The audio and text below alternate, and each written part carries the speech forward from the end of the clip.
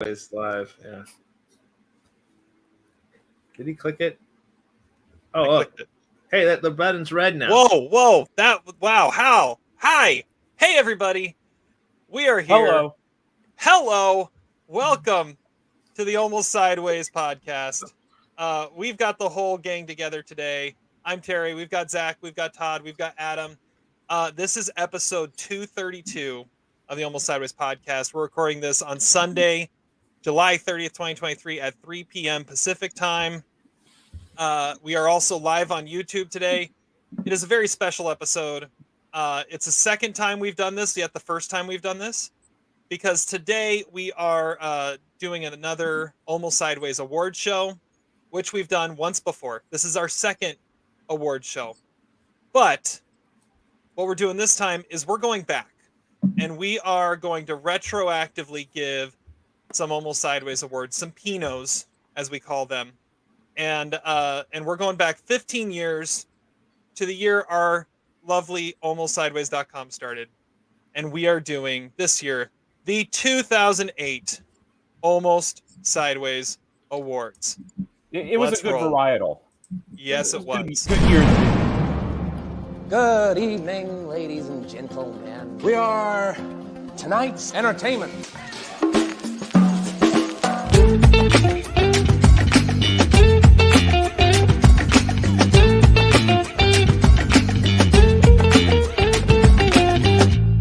Why is Olsen here?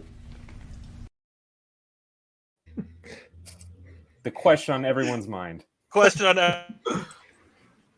Yeah. Oh, Terry. Party. He has 2008 internet. He's still on dial-up. He's got mail. Yeah. We're not actually talking. Well, yeah, that was a fun thing to put together. Yeah. Okay. Hi, Terry. You're back. Oh, my internet's. Oh man, my internet was crapping out on me a little bit. Sorry about that. But yes. The question on everyone's mind: why is Olsen here? And are you just talking about this, or are we just talking about it? Yes, we are just talking about this. We are talking about this. This is going to be a lot of fun. So make sure you are subscribing, rating, reviewing. Hit that subscribe button, smash that like button, whatever the cool kids say. Make sure you're doing it. We've got comments that'll be coming in from the fans as we go throughout this thing. Make sure you're checking us out every week. We come out with a new episode every week. Let's get excited. Thank you, Pearl. Pearl, an avid fan of ours, that was really excited when she got nominated for the 2022 awards. Twice, yeah. But also make sure you're checking out everything else that's going on. The Daily Notes are on a little bit of a hiatus, but I'm sure they'll be coming back soon, right, Adam? They're coming back now that I'm not filling in for Zach. Seeing a lot of French movies recently, so okay. back in place now. If you like 2008 stuff, you should also stick around this Thursday. Sideshow's back, baby. Breaking Bad. Breakdown of Breaking Bad. Oh. Yes, the Sideshow is back. We are breaking down Breaking Bad episode by episode. Check that out, coming out this Thursday on the podcast feed and on YouTube. Yeah. You guys ready to have a lot of fun with this? I'm ready to have fun. Welcome all Facebook and YouTubers. What's up? Well, MySpacers, if we're talking 08. I knew I signed a legal binding document that I'm only supposed to talk about 2008 things. So this is my one non-2008 take. But why wasn't Bryan Cranston cast as Heisenberg? That would have made Oppenheimer a much better movie. That would have been true. And why didn't you guys point that out 2 weeks ago? I'm just saying. Okay, we'll keep it to 2008. We should have pointed that out. You're right. Okay. Well, the most important question we always ask on our podcast, other than why is Olsen here, is what are we drinking? And yes, this was a year that there was a Bond movie, possibly the most forgettable Bond movie we've had in quite some time. But there was a Bond movie this year, so we're honoring the martini shaken not stirred in our photo there. But Todd, no, we always start with Zach. Zach, did we at least change up the cup for today? No, everyone remembers the 08 Chiefs. They were the team that injured Tom Brady. I'm drinking something that yes. I know we hold a special place in our hearts for them. I'm drinking something I did not drink enough of in 08, which is water. Terry probably knows that intimately. I do. Well, that's one thing that's kind of interesting is we're recording this, end of July. It was mid-August, so almost exactly 15 years ago. We were sitting in my apartment, my brand new apartment. I was just about to start teaching, and we're like, dude, we should start a website for movies. And we were sitting there with Todd on speakerphone. And we wanted to call it Flesh of the Stars, but then we saw that Mr. Skin stole our idea. Exactly. And then we gave up. We were trying to come up with it, and Almost Sideways. And if you don't know, it's called Almost Sideways because of Almost Famous and Sideways, two of our favorite movies as a group. Smashed it together. We've got Almost Sideways. Conveniently, you found me, and I also like those movies. Exactly. I'm going on. That was the interview process. Do you like Almost Famous? Do you like Sideways? You're hired. Yeah, you're hired. Did we just become best friends? Yep. All right, Adam, what are you drinking? All right, so I have a couple things here. So I got with my job, I got a little tip here. I got some whiskey. So this is Angel's Envy whiskey. I just popped it open. Todd can attest to this off screen. So first little sip here. I poured it already. First little sip. Tighter than the nun's asshole. That's what I was about to say too. You took the words out of my mouth. This is radio gold. Really tasty. It is good. But it's really good. It goes down really good. So Angel's Envy. Very nice. Todd, what do you got? All right. Well, last time I had this, I screwed up the actual name of it. I said it was Sour Patch for some reason. I don't know. This is the Saltz Shot Small Batch Sour Mash. And I didn't have the bottle in front of me at the time, but that's actually what it says. That's what I'm drinking. Ooh, take a picture of that for me. And it's really good. I've had this on the podcast many times. I just forgot the title last time that Adam was on here. Well, the real question is, how would a Sour Patch Kids drink work? I mean, it would probably be really sugary, right?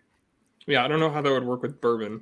Well, they do make a Ghost energy drinks. Do make a Sour Patch flavored energy drink with no sugar. Surprising. Pretty good. But anyway, all right. Terry, how about you? It wouldn't be a podcast if I didn't have some sort of gimmick beer. So this is out of Silver City Brewing. I think it's in Bremerton, Washington. Oh yeah. And this is their double IPA with pineapple and orange. But the reason I got it is because where is it? I feel like this describes what we're doing in this podcast more than anything. We are riding the spiral, like going back and giving awards 15 years, 15 years out. I mean, let's ride the spiral. So we're like the spiral the Veterans Committee. Baseball Hall of Fame or something. Exactly. Yes, that's good. In other words, this is going downhill quick. That's exactly what's going on. This is going downhill quick before it ever even starts going. I think we all missed the opportunity to drink like a 2008 wine. We did. Well, Todd probably tried to look for something, but all right. So, the way this episode works, there's two different parts of it, and we're going to kind of transition in and out of our two different parts. We have been submitting our nominations for the awards we use for the Oscars. Picture, actor, actress, supporting actress, original adapted screenplay, director. We've submitted those, and we are revealing the nominees live on our show today. That's part of it. The second part of it is if you watch our podcast or listen to our podcast at all, do our dives, and we have some ridiculous categories we always go through when we're analyzing a movie, overanalyzing a movie. And so we're also giving awards for some of those random categories, and you'll run into some of those as we go along.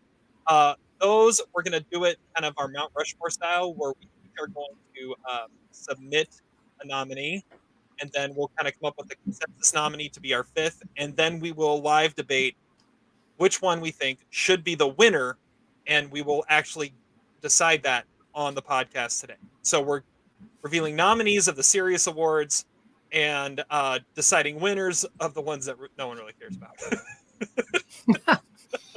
We care about them, damn it. We care. We do care. So we're going back. We're talking about 2008, that awards cycle. It was and we wanted to pause for a second and talk a little bit about those Oscars. So Todd, do you how old do you remember this ceremony? What do you remember about it? What are your reflections on the Oscars that took place at the beginning of 2009, celebrating the movies of 2008? Well, looking back at our website, I wrote like 5 articles in like 4 months for these Oscars, and I probably should remember them pretty well. I remember the Oscars a decent amount, and I remember the Golden Globes for some reasons, like Kate Winslet winning multiple awards, and she's like, "You're not supposed to have 2," you know. But I remember the Oscars. I remember Hugh Jackman hosting and having his like opening song and dance, and saying how he hadn't seen The Reader, and you know all that stuff.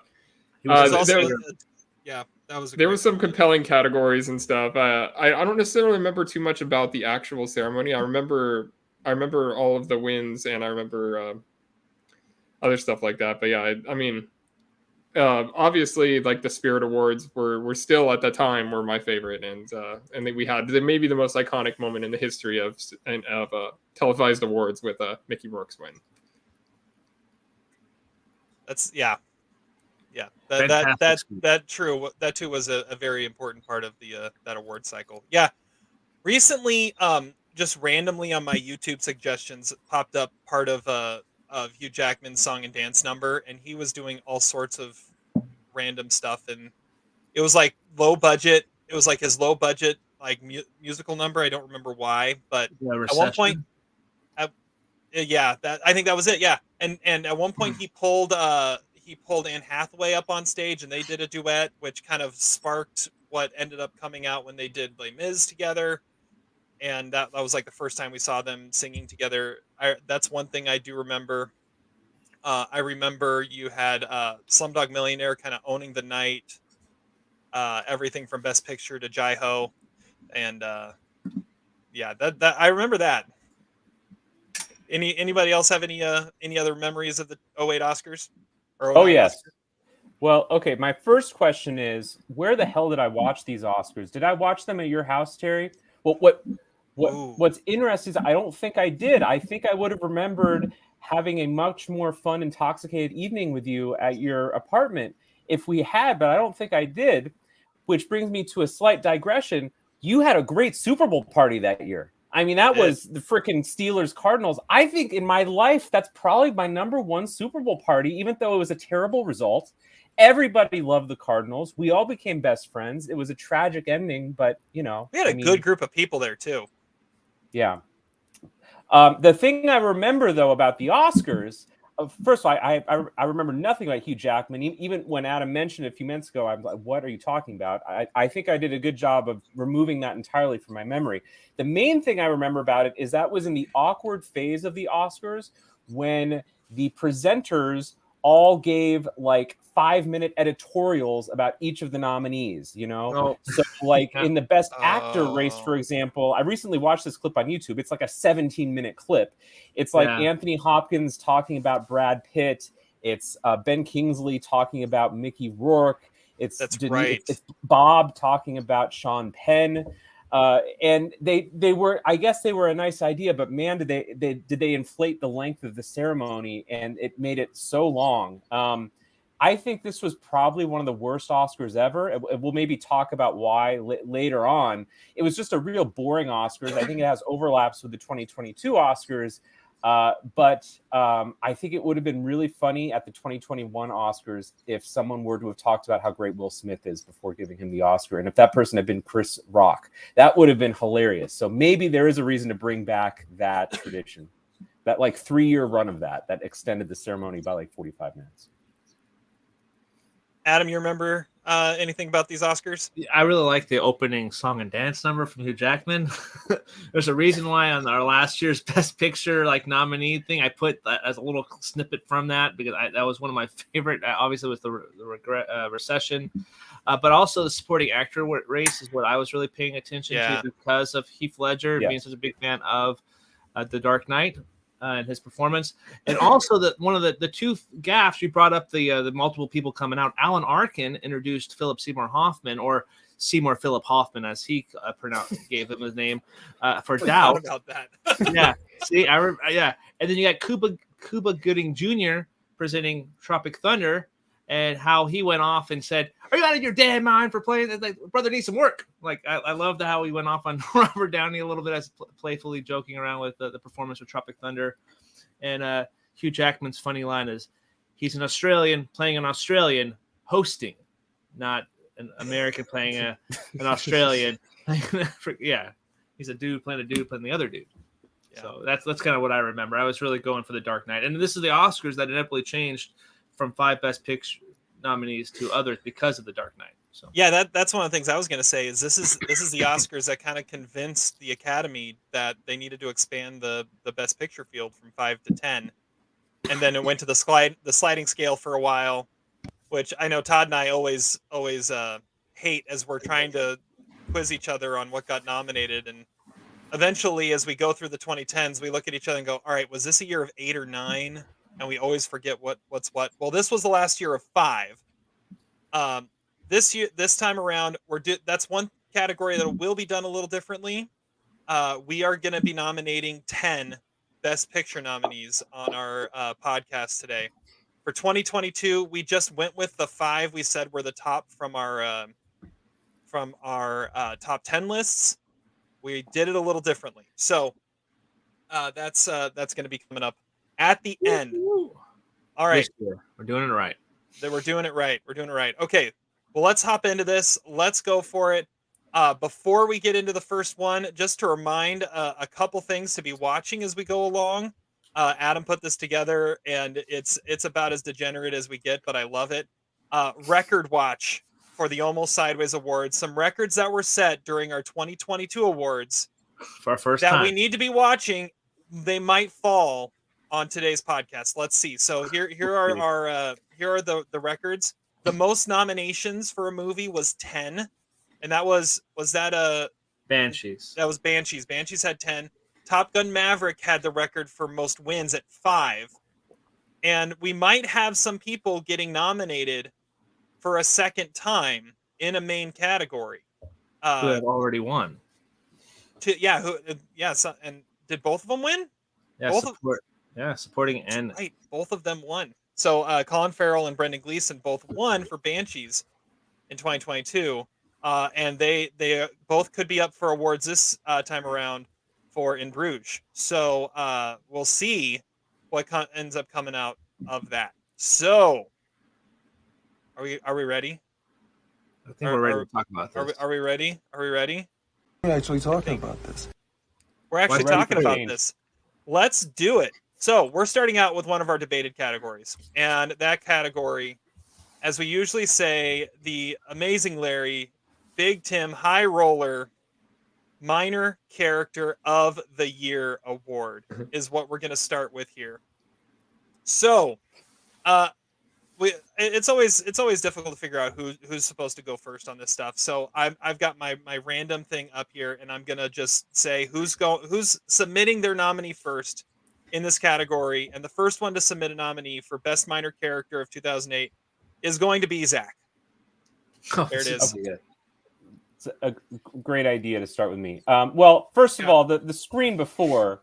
If someone doesn't nominate Aldous Snow, then we should just pause the podcast. I mean, he was a minor character who actually spun off into a movie of his own because he was so great in his minorness. So it's true. It's a true story. I'm not the one to do it. I think I don't like the movie as much as the three of you. So if none of you nominate him, shame on you. And you know what? Shame on you. That's the Nicolas Cage category. Sorry. I'm going to go with a little bit of an unconventional pick. I'm going with the best minor character. Don't expect anything less. I'm going to go with Eric Roberts from Mickey Rourke's Independent Spirit Awards speech. Oh my God! Because I mean, you could pick a lot of minor characters from that. You could pick Loki the dog. You could pick the Santa Monica Police Department, Anne Hathaway, Laura Dern, Philip Seymour Hoffman, the girl next to them. I don't know what you do, honey.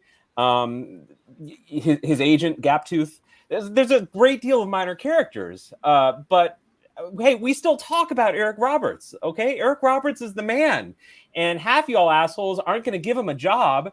So, and no one, well, I think he's gotten Damien steady Chazelle work in the did. last 15 years. So, yeah, well, Damien Chazelle is a director that comes along once every 25, 30 years, like Adrian Lyne. So, of course he would. We need to talk more about Eric Roberts, and he's the best minor character. Can we just nominate him for The Dark Knight then? Yeah, just put him on there for that. Yeah. Oh yeah. What's Dark funny Knight. is I don't remember. Listen, in The Dark Knight. All right, we'll put him in for. No, I want him for the Zach. speech. For Zach's sake, we'll put him in for the speech, but really it's for The Dark Knight. I don't remember him in The Dark Knight. It'll be for both. Can we just pause for a second and say our consensus pick is Aldous Snow after Zach's there? Too much screen time, but he's got way too much screen time, and there's another one that we should be agreeing on. Okay, all right. Okay, that's fair. So that's fair. Then let's go. Let's keep going. So next to go is Adam, your minor character. All right. So when I first was thinking about this category, the one character that came to mind was from a movie called Sex Drive. And that is Seth Green's character of Ezekiel. He plays an Amish gentleman who knows a lot about cars. And he's like, you don't want my help because I wouldn't know anything about it. I can't remember the car. I wouldn't know anything about it. It's 1978 Camaro or whatever it was. He's like, yeah, so it's okay. And he's on his little carriage and buggy. And at the very end, they fix the car up. He's like, yeah, don't worry. We don't need any money because that kind of stuff's relevant to us, right? It's just a perfect kind of sarcasm that it's just makes that movie even better with Ezekiel. Seth Green's delivery is fantastic, and he plays an Amish guy. So what more can you want? You can almost go with Fall Out Boy too, because they play this like weird concert at the very end of the movie. But yeah, Ezekiel from Sex Drive, played by Seth Green. That's who I'm going for. Very nice. That's a great choice. I've not seen one I ever would have thought about. Did Seth Green die in 2008, or is he still alive? He's still around. Still around. Okay, that's good. Those that are watching, if you have any comments on who you think should be in here at all, throw them out there. We'll see what we come up with. I'm gonna be next. Oh man. Okay. I'm going with. Let's see here. Looking at my list here. Who do I like? Yep, I'm going with it. I'm going with this is one I've been trying to rewatch some things as we got prepared for this, and one of the movies I rewatched was A Curious Case of Benjamin Button, and I'm going with Ted Manson as Mr. Dawes, who pops on screen about I think 6 times throughout the entire movie, and when he pops on screen, every time he says, "Did I ever tell you I was struck by lightning 6 times?" Good one. One time I was just walking the dog, yeah, and then he has a different anecdote flashbacks. Every time. Yeah, the little flashbacks of the times he got struck by lightning. Old timey filter on it. Yeah. Exactly. So I remember that. The guy who got struck by lightning 6 times. I didn't know that was an actual character. Yeah. Yeah. I think that's kind of more remarkable than being born 90 years old. I mean, I think Benjamin Button has been duped. But from a probability standpoint, I guess. Yeah. Anyways, that's what I'm going with. Todd? I can't say I remember that character. I didn't remember him either until I started watching and went, oh, I completely forgot this guy existed. Anyways, that's always who do you got, sign. Todd? All right. Mine, to me, there was one answer to this, or actually there are 2 answers, but the one I'm going with is Justin Long as Brandon St. Randy in Zack and Miri Make a Porno. Because it's like within the first 20 minutes of the movie, he comes on and he has this super low voice. He's sitting there playing an adult porn star or a male porn star whose boyfriend is Brandon Routh, and they took each other's names. So he's Brandon St. Randy, he's Bobby Long, and but he's just this great character. Like every word out of his mouth just seems like a punchline, and he just is like. He's killing it with Seth Rogen, who's just flabbergasted by the whole thing, and he's like, "This is the greatest night of my life," just watching him, because he's such a great character, just pops off the screen. So there you go, Brandon St. Randy. That is all Justin Long's second nomination now. Wow! Oh, yeah. Yes, most punchable face, and he won for most punchable face. Could he win again? All right, so now we need a 5th to throw out there, so we can throw out some of the other ones that we had listed. I've got one. It might be too much screen time, but we'd be remiss to not mention Tom Cruise in Tropic Thunder. Oh yeah, he's got one scene. There's no way that's too much screen time. That's the one that we have to agree on. I think it is. Coulson from Iron Man, that's a good one too. I mean, if we're not considering all the snow, I mean, Cruise has he has like two scenes. I think at the very end, and his dance number over the credits with Bill Hader. Yeah, speaking of Bill Hader, I also wrote him down for Pineapple Express, where he's like he's at the very beginning in the black and white scene that he's pretty awesome. Oh, he's the guy that tested the marijuana. Yeah. You'd also write him down for Forgetting Sarah Marshall, because he plays his brother, Jason Segel's brother. I was also thinking Paul Rudd in Forgetting Sarah Marshall as I had Paul Rudd surf down. Instructor. Yeah, Kunu or Chuck. Yeah. What does Kunu mean? It means Chuck. What? It's my island. I also wrote down John in Wall-E, who's like the one speaking. John Ratzenberger's character. John. Yeah. I had Barbara Streisand from Hello Dolly in Wall-E as one of my. Oh yeah, there you go. Nice. Yeah. I had Coulson from Iron Man. I had Norm from Yes Man. Cody, which is Danny McBride's character from Tropic Thunder. He's the let's blow up this shit. He's the devil. Bruce was Masi Oka from Get Smart, and then Alice Cullen. I think she has too much screen time in Twilight. So there we go. There's my nominees. And Chuck, of course, from Forgetting Sarah Marshall. I saw someone this week post a picture of Paul Rudd from Forgetting Sarah Marshall on social media with the tagline, "My job is beach." My job is beach. Yes, that's a good call. Yeah, Les Grossman. Right. I think that's I think we gotta go. We gotta go Les Grossman. We gotta go Tom Cruise. The only other one could be Olsen from Burn After Reading, but why is he here? Yeah, and that's true. Peck, the alcoholic Mormon. Or the Mormon who thinks everyone's an alcoholic. That's a good call. Or Dermot Mulroney from Coming Up Roses. Daisies. Yeah, I like it. I think Tom Cruise is the obvious pick. Tom Cruise, also a veteran of 2 of our award ceremonies, which makes me think, would we have actually seen or cared about Top Gun Maverick if it had been made in 2008? Probably not. Yeah, I don't know. Probably not. All right. So who's our winner? Well, who do we have? Who's our nominee? All right. So our nominees, we've got Eric Roberts for Mickey Rourke's Spirit Award acceptance speech in The Dark Knight. We've got Seth Green in Sex Drive. We've got Ted Manson in The Curious Case of Benjamin Button. Justin Long in Zack and Miri Make a Porno. And Tom Cruise in Tropic Thunder. I mean, we got to go with Les Grossman, I think, for the win. I think I think so. That's a good call. Yeah, let it be so. Tropic Thunder gets its first win. I think that's a good call. Les Grossman. I like that. Okay. There we go. First award's been given. It's probably the only time Tom Cruise is ever going to win in this category. That is true. Very, very true. He's never a minor character. Good call. All right. Well, there we go. First Pinot has been given. Congratulations, Tom Cruise. 15 years in the making. Maybe him and Katie Holmes could show up if this was the 2008 awards. Show up with Oprah's couch. No, that's so. Now, it is now time to reveal our first major category. This is the nervous one. We are moving on. It is Best Supporting Actor.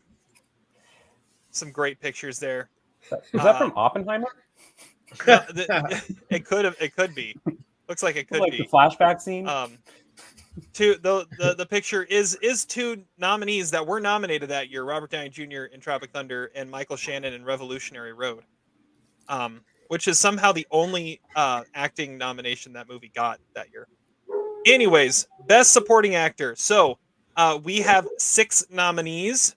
The way we determined this is everyone submitted their top 10 supporting actors for that year.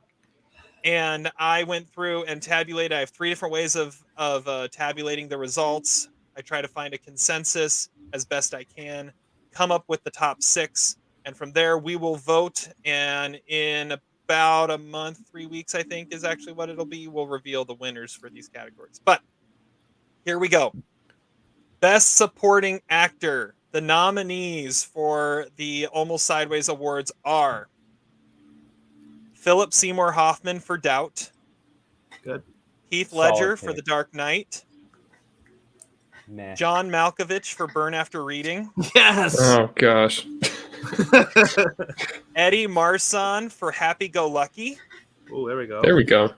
Brad Pitt for Burn After Reading. Whoa. And Liev Schreiber for Defiance. Wow. That is a There you weird group. How are there two really- Burn After Reading actors? I don't know, but two Burn After Reading actors made it. This was, I will say, this was a really tight race.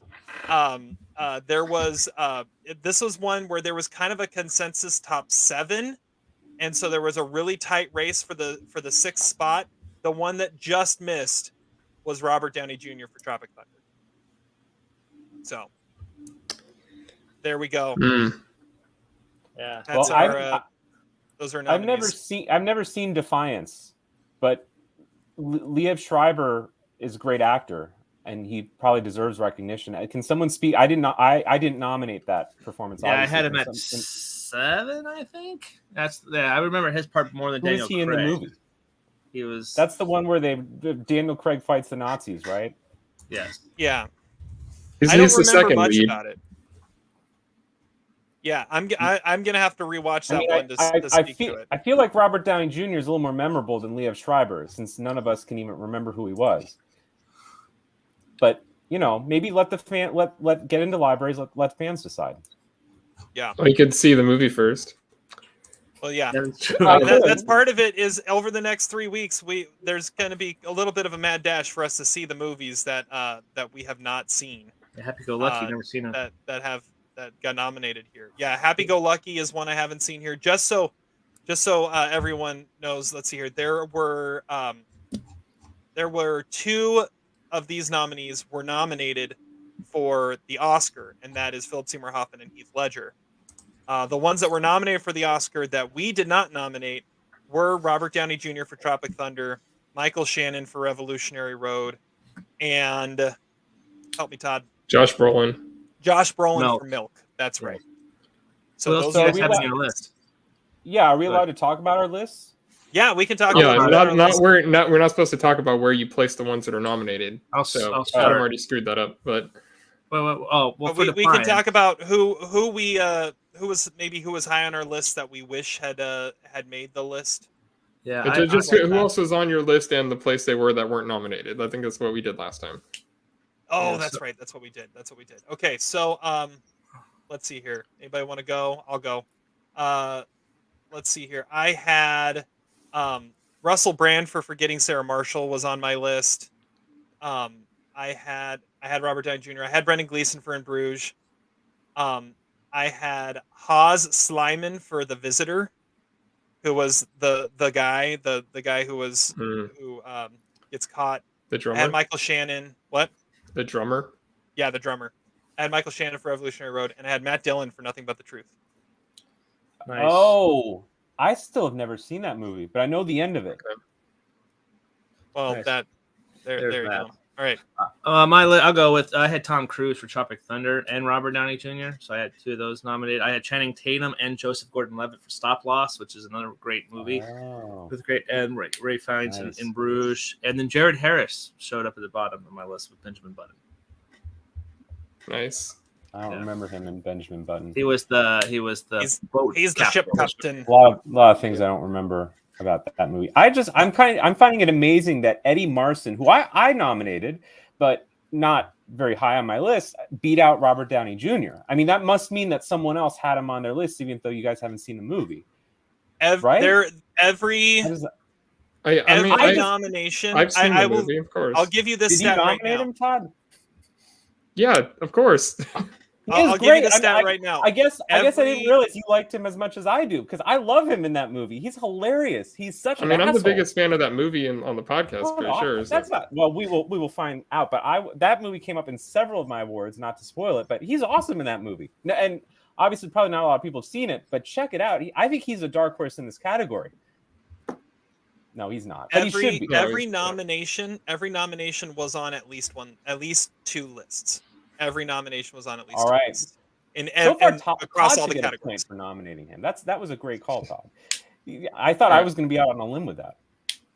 All right, the other ones I had nominated were Jack O'Connell for Eden Lake, which is just a crazy horror movie that I know probably no one else has seen, but I rewatched it the other day even, and it still holds up. I also had Ethan Hawke for What Doesn't Kill You, which is a great role for him. Vlad Ivanov for 4 months, 3 weeks, and 2 days.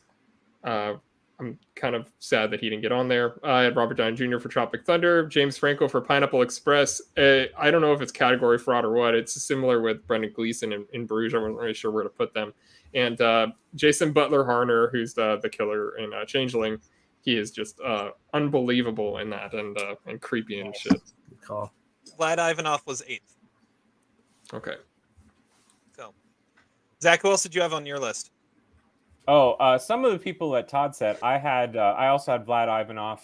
I had Walter Dalton from Wendy and Lucy. He plays the security guard that kicks Michelle Williams off the parking lot. Tunsil Curtis for The Edge of Heaven, who is in primarily the first 30 minutes of that movie as the old man, and we find out about his relatives, and that's kind of where the movie goes. He's friends with a prostitute. He's kind of a stick man. Bill Irwin as the father in Rachel Getting Married. Ben Kingsley in The Whackness. Really, I just remember him from the trailer saying, "You're the dog, man." Actually, I think that was Sean Connery, but it was the same performance. And James Franco from Pineapple Express. Of course, he's hilarious in that movie. That is one of his best performances. But it could have been Lee. That's what I'm saying. Like there was some little. Could have. No one picked up on what I just did. Okay. Anyway.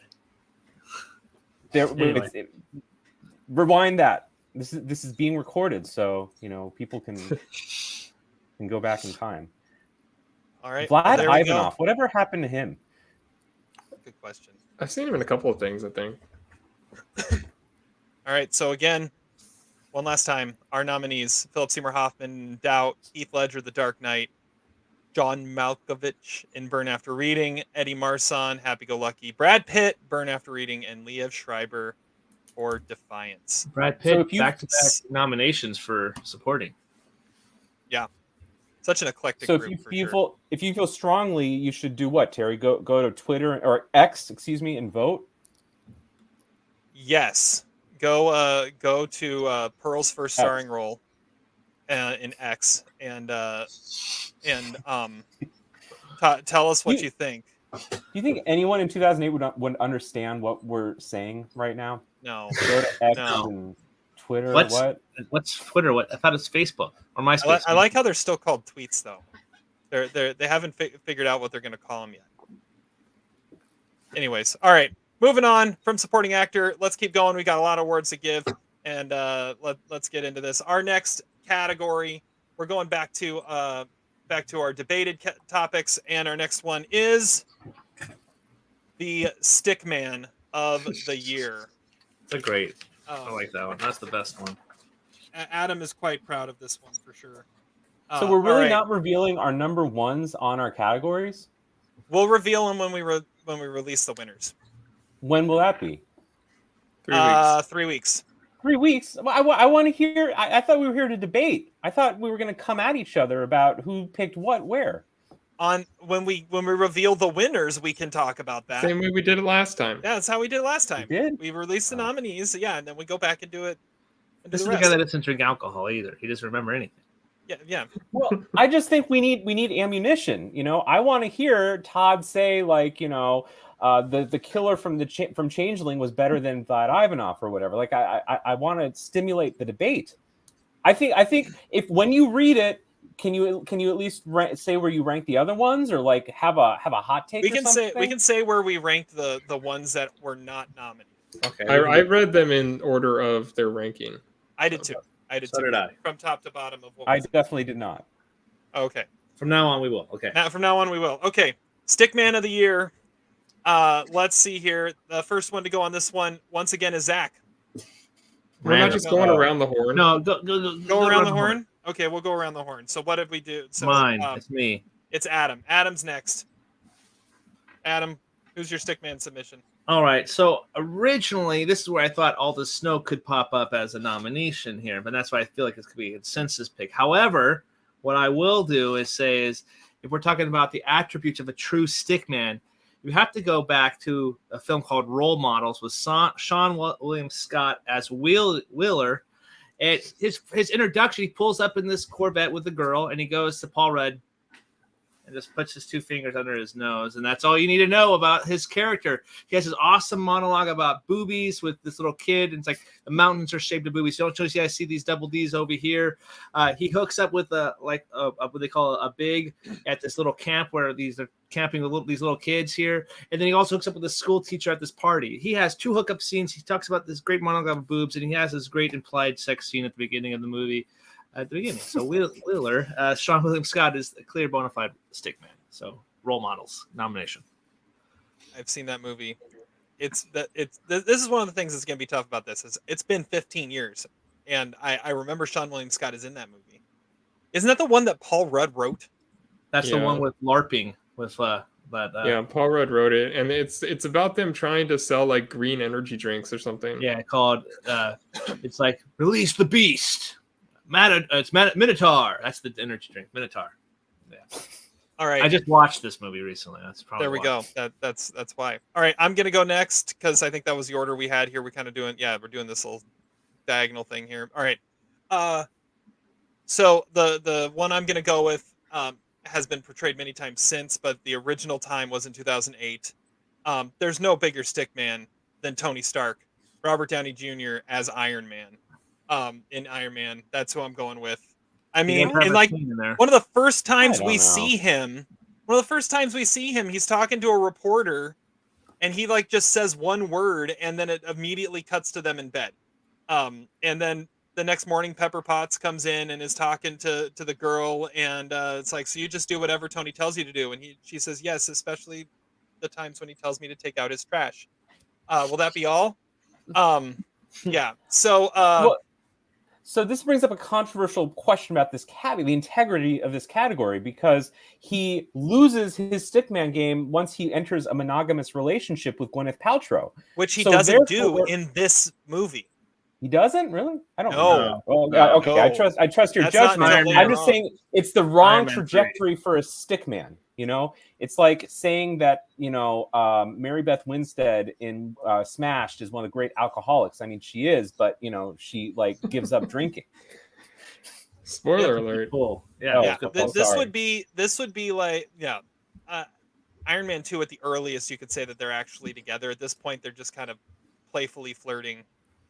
And so Robert Downey Jr., Tony Stark, Iron Man. That's my stick man. Todd, who do you got? All right, I'm going with the guy on my banner, Randy the Ram Jam, because he throughout the movie he has several partners. He even, like Mickey Rourke even mentions in his speech, he's like, we exposed a lot of things. We exposed the steroids, the cocaine, and banging the chick in the ass in the bathroom. He does that, and he does that in spite of the fact that he actually has a girlfriend, or he has a girlfriend of someone that he wants to be a girlfriend. He goes to strip clubs. He still gets laid. He is a master stick man, even in his late age. Yeah, I mean, he's like Akira Kurosawa making Ron. It's like he's you're right, an elder states. He's the Joe Biden of stickmen, but he's still very, very potent, and it's very exciting. I think you could also say the same about Marissa Tomei as a stick woman. I mean, could you not? She's killing it. She's like, she's a stripper. I don't know if she's actually getting it in or getting in her. She's still getting steady work. The stick is not supposed to be. Did you talk? Pole, okay. Yeah, that's true. And everyone can ride the pole.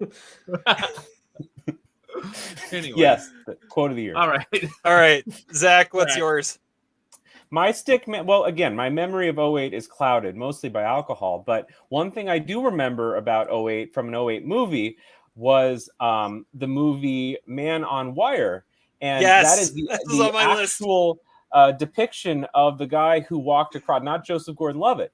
And at the end of the movie, he's talking about how accomplished he feels. It's like the end of Apollo 13. Everyone's shaking hands. He did it.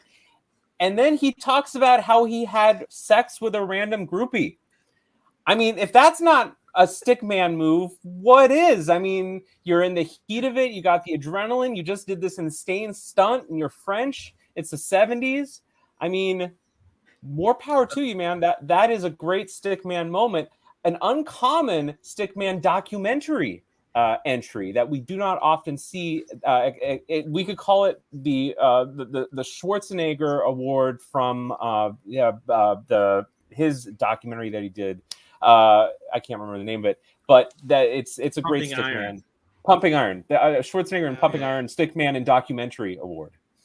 It's a niche category. It's to paraphrase Teddy Roosevelt: walk softly and work with your big stick. That's what you're saying here. Essentially, it's a he's walking softly and he's working with his big stick. It took a second to process that, but I like it.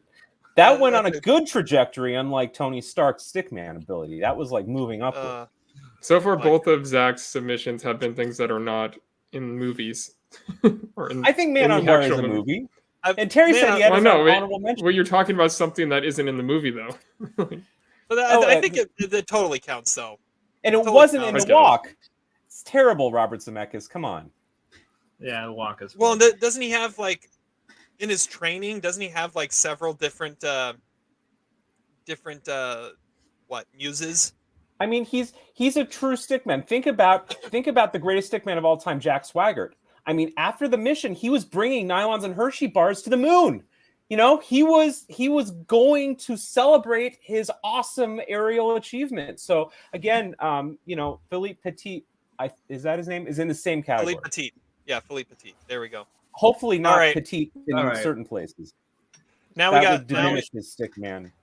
All right, we need a non-negotiable, a consensus one. Adam, you think you got one here? Well, All the Snow, I think, is where we need to go for this category. Yeah, I think he needs to be on here.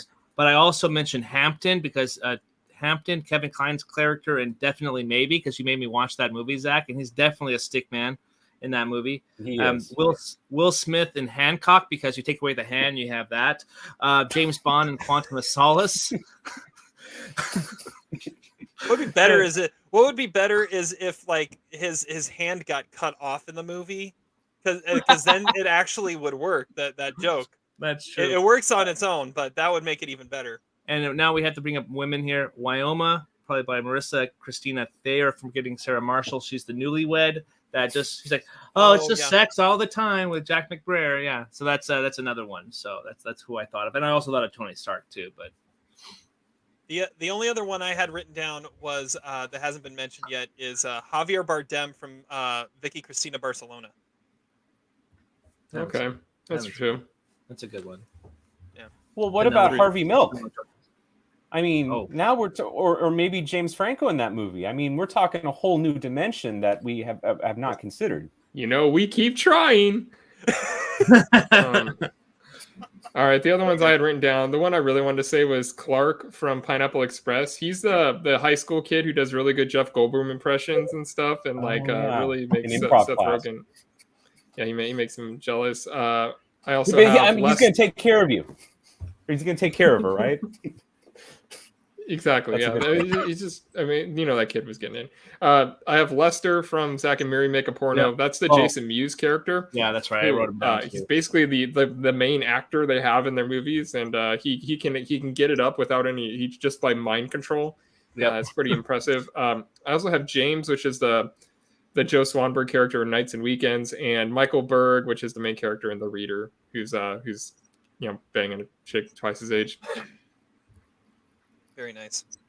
All right, so our nominees are Sean William Scott in Role Models, Robert Downey Jr. in Iron Man, Mickey Rourke in The Wrestler, Philippe Petit in Man on Wire, and Russell Brand in Forgetting Sarah Marshall. Oh, so we just went with Russell Brand?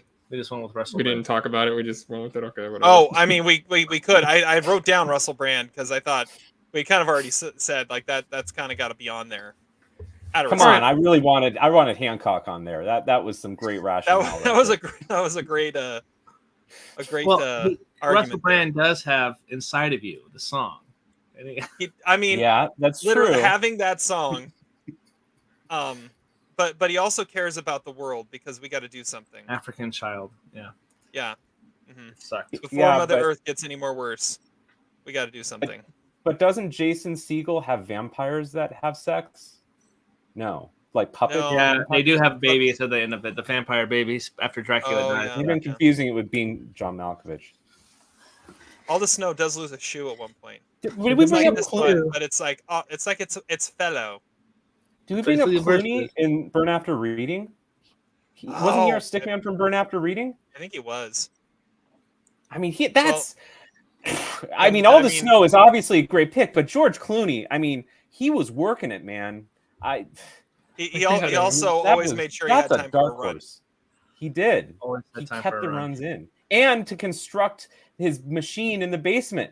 I mean, that took time, and that's the work of a great artist stickman. That's a craftsman right there. It's a craftsman stickman. You know, it's like the old guy in La Belle and Noiseuse. That's an artist with great vision. We might have a tie for the 5th spot. We might just put both of them in there. Just because we watched Burn After Reading recently doesn't mean it has to be in every category. Like, I'm honestly sick of talking about it already. So let's go with All the Snow. I think we got to go with All the Snow. I mean, okay. I think Inside of You is a. All right, what's a winner then? Do we go with? Are we going to go with Scott, Robert Downey Jr., Mickey Rourke, Philippe Petit, Russell Brand? I kind of think it's got to be Russell Brand, which would be the second time in a row that the one we didn't come up with would have won. No, we're going with the one that Zach compared to Akira Kurosawa. Like there's no other answer. It's Randy the Ram. Yeah, it's the wrestler. He has a lifetime of stickmanness. Yeah. Okay, and sheer quantity, you may have an argument. That's just because he's older, though. You know. I mean, the inspiration for the category is Burgess Meredith, and if we're gonna have a category inspired by Burgess Meredith, you can't just go old age. Age matters. Does it? Experience. It's called experience, not age. Experience matters. Well, then maybe I'm good with Randy the Ram. I would go with infant Benjamin Button if that was the case. I mean, he has a lifetime of, well, probably not. Okay. Let's go. Let's go with Randy the Ram Robbins. All right, our winner for best stickman of 2008, Randy the Ram, played by Mickey Rourke in The Wrestler. He wins a Pinot. All right, moving on. We have another major category. Not just quantity. It's true. But all right, here we go. Best supporting actress time. He is exposing a lot of issues in the industry. He is. Best supporting actress. There was the winner at the Oscars, Penelope Cruz for Vicky Cristina Barcelona. Will she be on the nomination list? We shall see. All right. Here we go. Our nominees for Best Supporting Actress are Amy Adams for Doubt, Rosemarie DeWitt for Rachel Getting Married. Ooh, there we go. Hannah Skagula for The Edge of Heaven. Ooh. Wonder who picked Marissa that. Tomei for The Wrestler. Yay. Kate Winslet for The Reader. And Evan Rachel Wood for The Wrestler. Yes! Wow. There you go. There's the list. Another double movie nom. And these ones. All of these were on 2 lists? All of these were on at least 2 lists. Wow. Well, thanks, so, Todd, for the shout out to Hannah Shagulia. I think she's amazing in that movie. Yeah, I actually watched that in 2008. So if we're looking at overlap with the Oscars, there's 2.5, you could say. Amy Adams and Marissa Tomei were in this category. Kate Winslet won Best Actress for The Reader, but now she's been nominated for Supporting Actress at the Almost Sideways Awards, just like she was at the Golden Globes that year. There was some definite category issues there. So we corrected the category for all the same way we did with Michelle Williams and Sean Harris. Yeah. And Sean Harris. Well, I guess there wasn't really Michelle Williams, any Sean Harris fraud because he wasn't nominated anymore. But yeah. Nice. I think the reason that she got nominated for lead was because the nude scenes in that movie seemed like they were the only thing anyone remembered, and so people thought it was a lead performance because of that. Because I honestly remember nothing else. Well, yeah. And it was weird because she was potentially going to. Exactly, I was going to make that comparison, except. I think the positions were a little different in Oppenheimer. I think there was a little bit more exploration involved, but I who knows? I don't have a good memory. One of the things I remember is she had a chance to win 2 Oscars if they had done it the same way they did the Golden Globes, because she won 2 Golden Globes. She won lead for Revolutionary Road and supporting for The Reader, and then the Oscars messed it all up by nominating her lead for The Reader and that's, I mean, she was, I think she was a favorite in both categories. Well, at the going BAFTA, in. I think she was double nominated in lead, and that kind of started the how screwed up it got. Well, and I think I looked this up. Isn't Penelope Cruz? She wasn't even nominated at the Golden Globes. That's weird. We did a Rushmore of that a little while ago, right? Performances that weren't nominated at the Globes that won an Oscar. I don't think we would include Penelope Cruz because I don't really remember her much from. Got a Facebook comment. Oh yeah, wow. Isn't that the guy from Star Wars? It sure is the guy from Star Wars. That guy. If you don't know, you got. What's up, Thomas? How you doing, man? How's it going, man? Good to see your comment. Yeah, that's funny. Anyways. All right, other ones I had on my list that didn't make it. I got Anne Consigny from A Christmas Tale and Joanna Mucarzel from Caramel. Just foreign movies that I know we're not going to get on there, but I put them on there anyway. Misty Upham from Frozen River, Viola Davis from Doubt, and Victoria Wing from Reprise. So nice. There you go. All right, I had Taraji P. Henson from Benjamin Button at number 3. Viola Davis at 4 with Doubt. 6 was Misty Upton from Frozen River. 7, Genevieve Talwar from Slumdog Millionaire. Mila Kunis at number 8 with Forgetting Sarah Marshall. And 10, Laura Vasilou from 4 months, 3 weeks, 2 days. Yeah, shout out to Laura Vasilou. She was on my list too. Where's the love for Laura Vasilou? All right, what's the rest of your list, Zach? Okay, who wasn't nominated? Number 10 was Viola Davis. That's pretty shocking that she didn't make our list. Number 9 is Marissa Tomei. Number 8, oh shit, I didn't mean to. I forgot. We're not saying where we are on the list, right? Yeah. Well, just rewind that. Just go from bottom. We'll censor just go that. from bottom to top. You don't have to say what numbers they were. Just go bottom to top of what. I kind of like the numbers. Or top to bottom. Or top to bottom. Number 8, Laura Vasilou. Number 7, Rachel Weisz for Definitely Maybe. Number 6, Tilda Swinton for Burn After Reading. Number 5, Isla Fisher for Definitely Maybe. Now, I will say, I did rewatch that movie recently too, and I texted Adam about it. I mean, both really good. Are they the greatest performance? This, to me, was the weakest category, maybe, of the year. So, I don't know. I just remember both of them in the movie pretty well. And then number 2, who's not on the list for some reason, Isamar Gonzalez from Chop Shop, who plays Alejandro's sister. She's very good in the movie. She was my number 2, didn't make the list. Yeah, that's one of my oversights I haven't seen yet, for sure. All right, so other ones on my list, I had Cate Blanchett in Curious Case of Benjamin Button. That was kind of one that was she lead, was she supporting? I put her in supporting. Denai Guerrera from The Visitor, Samantha Morton, Synecdoche, New York, Freida Pinto in Slumdog Millionaire, Valentina Cervi in Miracle at St. Anna, Misty Upham from Frozen River, and Angelina Jolie from Wanted. That's a good pick. So, question: we just said that 3 Frozen, was she number 7? Frozen River. We had 3 Viola Davis too, though. Viola Davis was 7. Misty Upham was 8.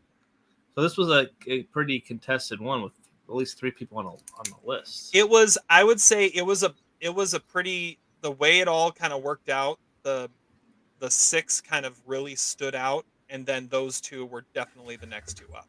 But it was a pretty consensus 6. Nice. It's a good list, though. It's a good list. So yeah, once again, our nominees: Best Supporting Actress, Amy Adams for Doubt, Rosemary DeWitt for Rachel Getting Married, Hannah Skagula. How do you say that one? I say Shigula. Yeah, that sounded right. Shigula for The Edge of Heaven, Marissa Tomei for The Wrestler, Kate Winslet for The Reader, and Evan Rachel Wood for The Wrestler. Definitely need to rewatch Rachel Getting Married and The Reader again. Yes, I have a list that I've already started to kind of work through of movies I need to rewatch that that have popped up in different things. Okay, this is the best one in here. Next category. This is as almost sideways as you get here. You're not going to see this anywhere else. Yes. The most Nicolas Cage performance of 2008, not performed by Nicolas Cage. The role for Cage. Even though we had one of those on, didn't we? We nominated him for his. We own did not movie. Nominate him for. It was a high war. Oh, he war, okay. won. Yeah, he won highest war for Unbearable Weight of Massive Talent.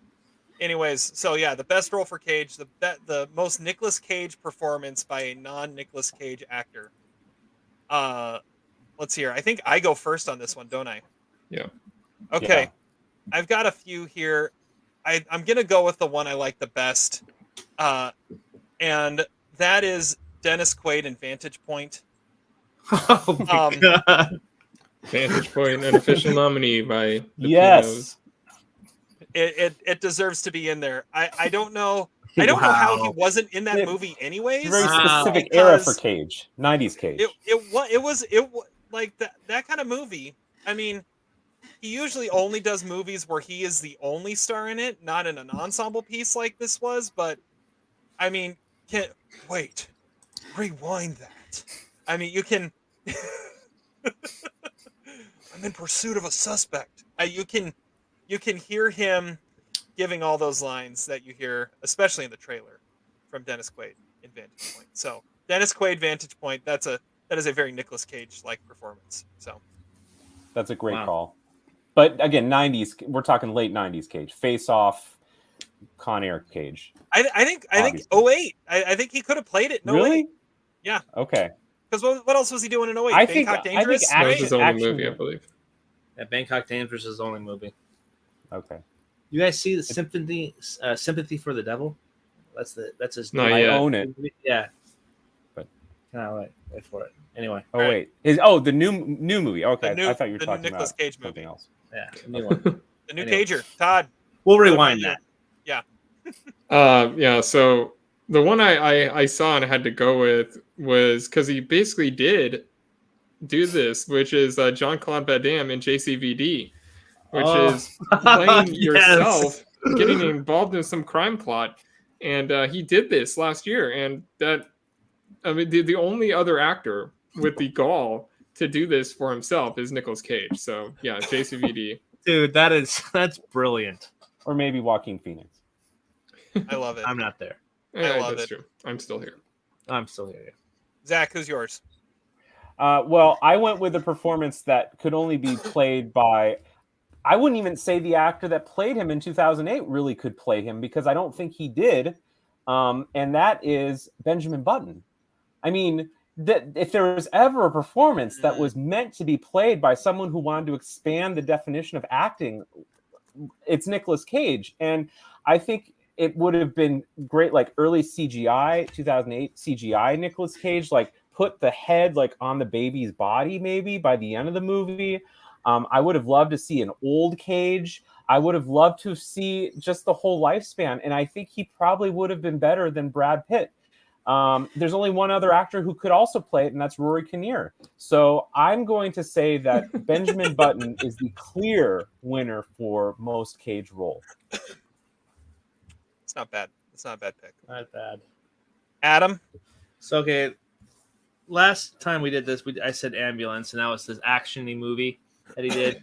So I was thinking, I originally had him playing a villain in the MCU, but I didn't quite like, because he had one great line of dialogue that would have been perfect for Cage to say.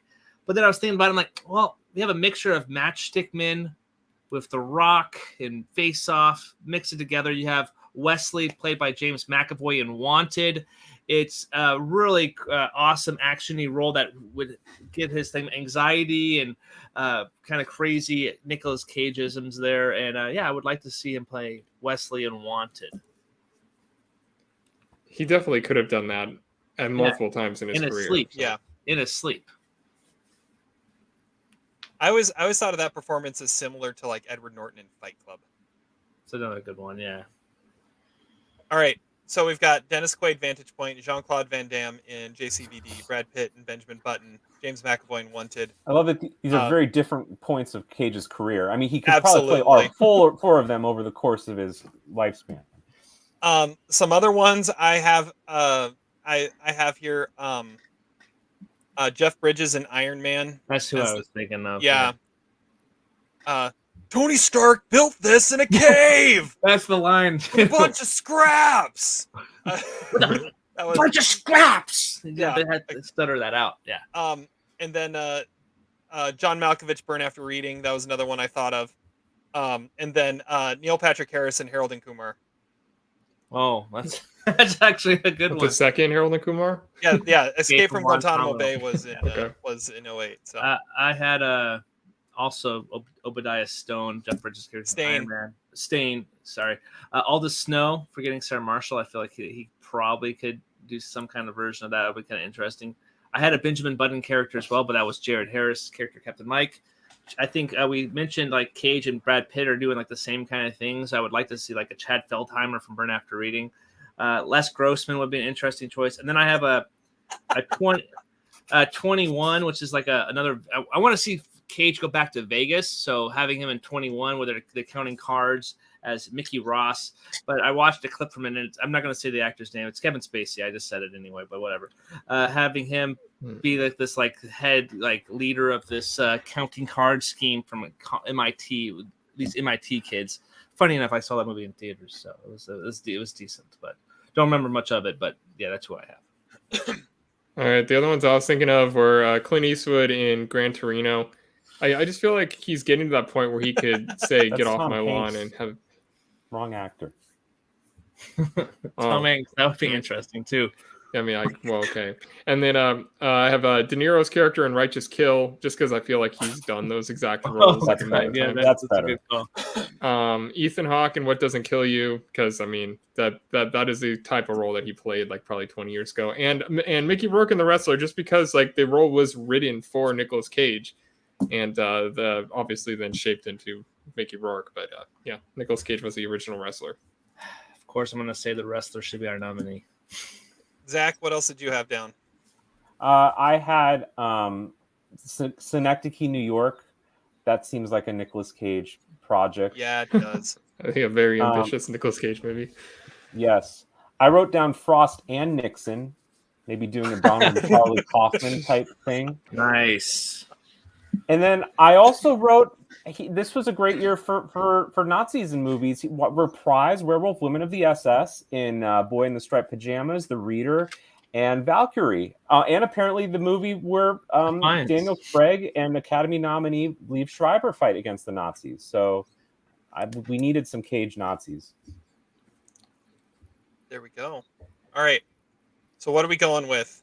What's going to be our pick here for our fifth nominee? The other two, it felt like we had one that like we kind of saved and we had to go with. This one feels different. Yeah, I like the Wrestler call because that technically was a real casting decision. We kind of laughed with Les Grossman, but yeah, Tropic Thunder again. I don't know. Yeah, that would be so weird to have Cage do something. That'd be like the Werewolf Women of the SS kind of. But it is the overacting. Yeah. Moment of the year. Yeah. I don't know. That's not bad. And then you and I both have Obadiah Stane from Iron Man, but I don't know. Yeah, I like some of the other ones better. Yeah, I like the Nazis. Yeah, that's oh crap, that could be clipped out really badly. Hey, it's 2008. You could still make jokes about Nazis. Hey, that's why I'm here. I'll be talking about presidents and people. Yeah. I don't know. I liked my Frost and Nixon. Come on, that's funny, you know. Spike Jonze directing. How about he could play Frost and Nixon? He can play both of them. That's what he said. That's what he said. Oh, never mind. Yeah, I could go with that because let's go with that. That movie needs to be mentioned at least once. Yeah, we're not going to mention it a lot of other times, I think. So yeah, all right, we'll go with that then. So Frost and Nixon in Frost Nixon. I think the winner has to be JCVD. That's so good. That is yes. I approve. Let's do it. That's a good one. Good job, Todd. Although Dennis Quaid in Vantage Point is inspired. I thought that was it's not what I would have thought of, but you made a convincing argument for it. I like it. Okay, so yes, Jean-Claude Van Damme and JCVD has just won a Pinot. Moving on. Wow, did anyone have that? That must have been like plus 5,000. I mean, was that going to happen? Speaking of that, Todd, did you come up with any betting odds? No, I didn't come up with anything. Bummer. All right. I'm not sure how I would have done that because I'm a quarter of the That's voting true. body, so I'm like We need someone a little more independent on that. Yeah, all right. To do it. Time to move on to our next category. It's another debated category. It's always an interesting one to debate, and it is the worst performance of 2008. Adam created the slides. I think he has a little bit of bias here. The movie that needed to be mentioned because Twilight is one of the highest grossing movies of 2008. Like I remember getting out of Dark Knight and having this long ass line for Twilight, like in the theater. Yeah, so it was and these are movies that are also on repeat sometimes that are at my house. So now we're talking. Now we know what's going on here. Okay. And funny enough, one of the first movies Arlette and I have actually watched together was Twilight Breaking Dawn Part 2. So along with not bad. I like that's true. Part 1's not bad. But Part 1 has a good. The first 45 minutes of that movie thumbs up for me. I like the wedding shit. Yeah, the wedding shit's pretty good. I only saw the first Twilight. I probably need to go back and watch the rest. Anyways, you don't have to. Todd, what is your submission for worst performance of 2008? Okay, it's we're going to my favorite director to shit on, and that's Paul Schrader, and it's the lead performance in that, played by Jeff Goldblum in Adam Resurrected. Oh my god! Because this is probably the worst movie of 2008. He's awful in this, and it's like a really offensive movie. He plays like this guy who was part of a circus, and then he becomes the dog for like a Nazi. Like the commander of a Nazi camp or something like that. I don't know. It's just terrible, and he's terrible in it. There you go. Perfect. That's who would have thought Adam Resurrected would be nominated. So that should have been your little message, Adam. That you're resurrected. Adam Resurrected. I would have seen it. Who knows? All right, Zach, your submission. Oh, well, I think I have to take Adams here because it's just so obvious and glaring. Shia LaBeouf in the Indiana Jones movie. I mean, I think that was the performance that almost killed his career, were it not for some live action altercations and some extracurriculars. Yeah, he's not very good in that movie, saved somewhat by the fact that the movie isn't very good to begin with. So it's like a double negative, and maybe it's a positive, but I think he's pretty bad in that movie. Wasn't my submission, but I respect the choice that it's here though. So that's definitely rewatched that recently. Yeah, it's an interesting movie. All right, Adam, how about you? All right, so I have two that I really want to mention, and they're both really, really bad. But do I really want to one's like a career bad performance because she's in a lot of bad parody movies. We have a lot of bad movies like Meet the Spartans and the Disaster movie both came out in 2008, and she's both in both of them. Or we have a guy that we really love on the podcast for Austin Powers, and then Mike Myers. You know what? I'm gonna shoot with the Love Guru, Mike Myers in the Love Guru.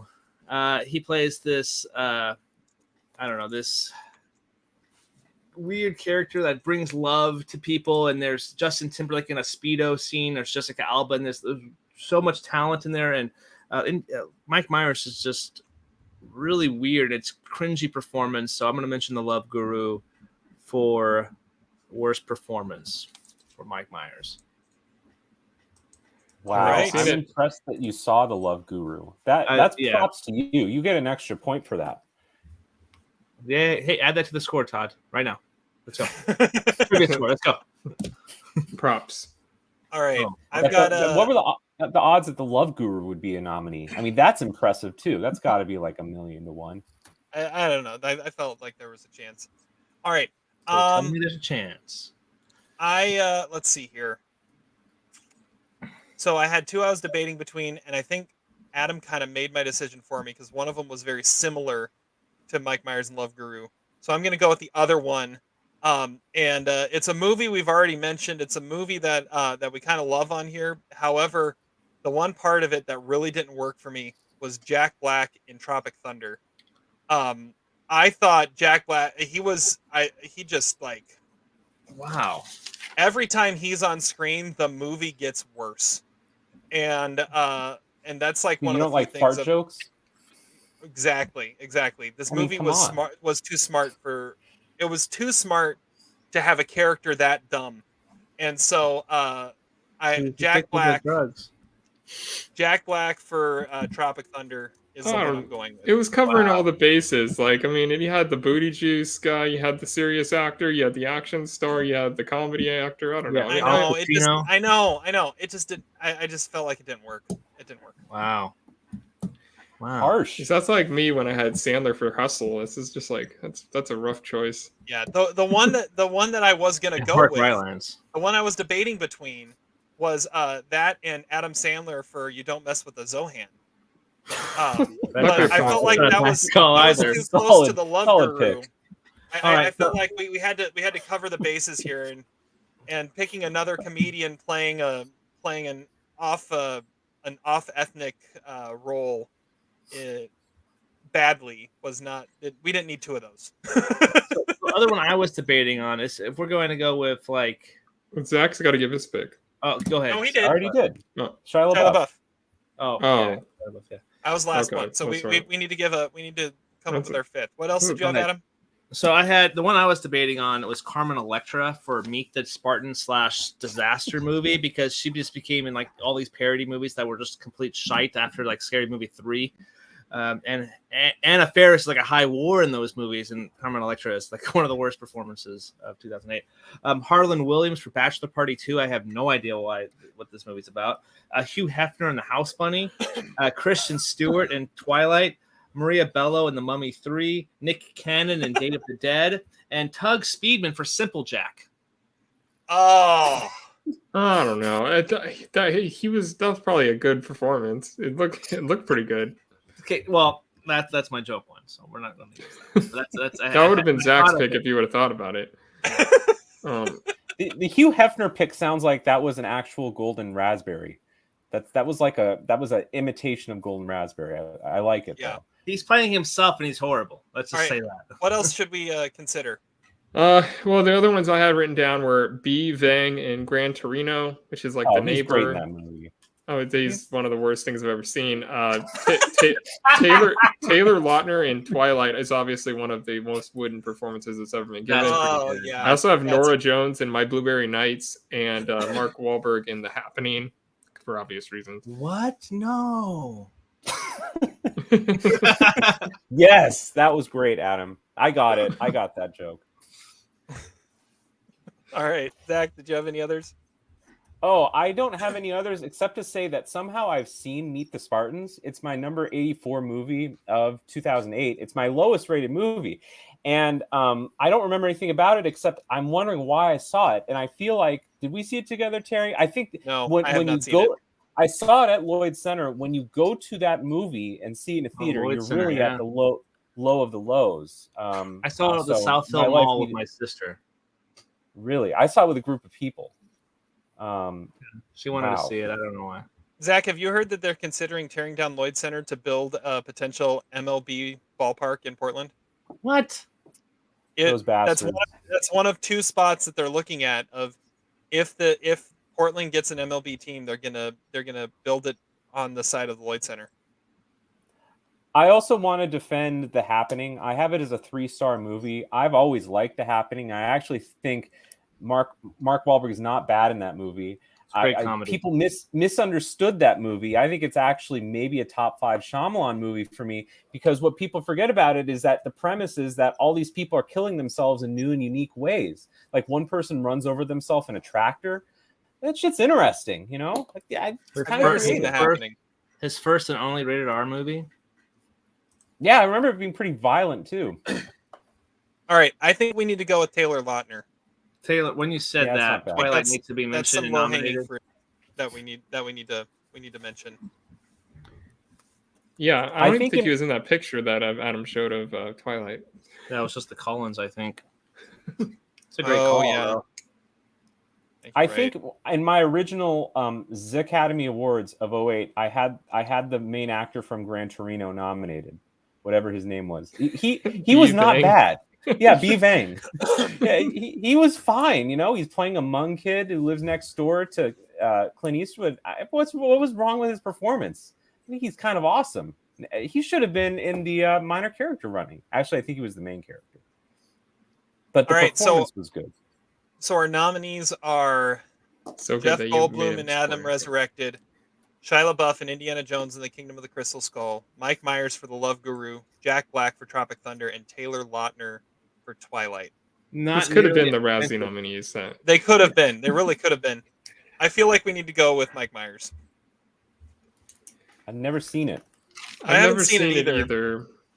Well, I mean, we've seen Twilight, and we've seen Taylor Lautner. It truly would be a Razzie if we all pick it to win, and none of us have ever seen it because Adam gave this movie 0 stars, The Love Guru, and no one else has seen it. But I can imagine how bad it is. So I guess I could go with The Love Guru, but Taylor Lautner. Twilight's not a bad call because his best movie is like Home Team, which was one of Zach's favorites ever. He was great in that. Top 10 of the decade. Yeah, top 10 of the decade. Yeah, better than Babylon. Taylor Lautner or Mike Myers. What are we thinking? Well, I think we need the Fred Astaire and the Terry Award for performance that we haven't seen. That's the Mike Myers Award. I think Taylor Lautner should win this. Again, not going to be in a lot of other Almost Sideways awards. No. I mean, he did put Twilight as the background photo for worst performance. So, I was going Kristen Stewart, but when you said Taylor Lautner, I was like, oh, absolutely, that's the one that's the one that needs to be talked about. Yeah. All right, Taylor Lautner. Twilight needs to win. Taylor Lautner, you just won a Pinot for worst performance of 2008. Congratulations. Okay, add it to your mantle. Add it to your mantle. Here's a 2008. We don't actually hand these out. You win one and you go buy yourself a bottle of wine and put it on your trophy case, and that's and drink your sorrows. Buy yourself a bottle of Pinot Noir, put it on your trophy case. Congratulations. Okay, should it be Merlot? This one should be Merlot. The worst performance should be Merlot. The rest are Pinots. Exactly. Or an overrated. At back of an LA City school bus. No, we're at original screenplay now. All right. Yep. Moving on. Original screenplay. So this is one that had some nominees submitted ahead of time, and we're going to reveal the nominees that we have voted on. Isn't it funny that Wally probably right now writes screenplays? Right? I mean, probably he's writing a screenplay right now. That really is funny. Irony. That is irony. Okay, here we go. The 6 movies nominated for Best Original Screenplay for 2008 for the Almost Sideways Awards are 4 Months, 3 Weeks, and 2 Days. Yes. Burn After Reading. Wow. The Edge of Heaven. Wow. In Bruges. Wall-E. And The Wrestler. There we go. That's a pretty good list. Hold on, that's a Burn After 4 months. Wow. We should have disqualified Burn After Reading. This is absurd. Like, I don't think that was in my top 25. That's 3 nominations for that movie. Todd is turning against Burn After Reading. I mean, this ship is going down. It was a borderline quickly. 3-star movie back then, and it still is. But like, just because we just watched it, this is ridiculous. I haven't watched it recently. This was probably the most consensus, or one of the more consensus. I don't think it was most consensus top 6s we had. I didn't even nominate 7th. Burn After Reading. If anything was in 7th, 4 months, 3 weeks, and 2 days. Oh, wow. If anything was in 7th, it was Tropic Thunder.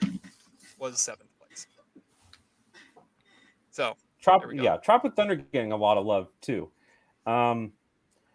Yeah, interesting. Oh, I was gonna can you put the list up one more time? Yes, I can. Okay. Interesting. The Edge of Heaven. Looking forward to watching it now. It's a great movie. Yeah, that scene that's interesting to me that actually made it on there. Yeah, okay. Second nomination so far. Getting some love. Yeah. All right. So, other movies that we submitted that did not get picked. Let's see here. The Visitor. Once again, I'm going to mention that didn't get anything in here. Nothing But the Truth. Forgetting Sarah Marshall. Changeling. Tropic Thunder. Milk. Valkyrie, I'm a big fan of. And the last one, just out of respect, Leatherheads was my 10th choice on my. I saw that one in the theater too. George Clooney, John Krasinski. Yeah. Let's go. All right, I knew it wasn't gonna win, but I had to throw it on there. What Doesn't Kill You, Happy Go Lucky, Changeling, Synecdoche, New York, Stop Loss, and Tropic Thunder. All of which I think are ridiculous to not have above Leatherheads. I mean, Terry, what are you doing? Yeah. Screwing with the voting. Burn it down. All right. Leatherheads is known for its great screenplay. It absolutely. It was written by Rick Riley, the famed Sports Illustrated sports writer. Okay, who else? Adam, Zach, one of you. I got Rachel Getting Married, Be Kind, Rewind, Tropic Thunder, Forgetting Sarah Marshall, and Frozen River. Wait, did Rachel Getting Married get nominated? It did not get nominated. What? Wow. Okay. Rachel Damn. Getting Married. That's what I'm saying about Happy Go Lucky. How is that? Jenny Lumet. Yeah, I don't know how that wasn't nominated either. The highest Rachel Getting Married got on any. So I've got 3 different methods of tabulating. The highest it got on any of the methods was 11th. Wow. So that ranked low on everybody's list when they nominated. It was not. Yeah, it was not one that ranked super high. All right, Zach, what else did you have on your list? I had Definitely Maybe, 35 Shots of Rum, which I don't really remember, but it's French, so I put it on. It's a good movie. It is a good movie. Happy Go Lucky, Wendy and Lucy, In Search of a Midnight Kiss, and Chop Shop. But, Chop Shop is probably improvised most of the time. I mean, I feel like there's a good number of movies that probably didn't, like Happy Go Lucky. I would imagine that was probably largely improvised because it's Mike Leigh. I don't know. I'm not going to be here and litigate original screenplays. Yeah, Wendy and Lucy and stuff like that. I don't really know about screenplay for that, but I think all those screenplays are probably better than Burn After Reading, but whatever. I think Todd's making me a convert. I mean, it's a good movie, but come on. I feel like Burn After the screenplay is one of the things that makes Burn After Reading great. It's John Malkovich that makes it. Yeah, I mean, this is a felony on your Schwinn bicycle. You think it's all right? No one can read that line like that. Maybe Christopher Walken, but no one could do that. He does come with a big dick energy, like Zach was saying. All right.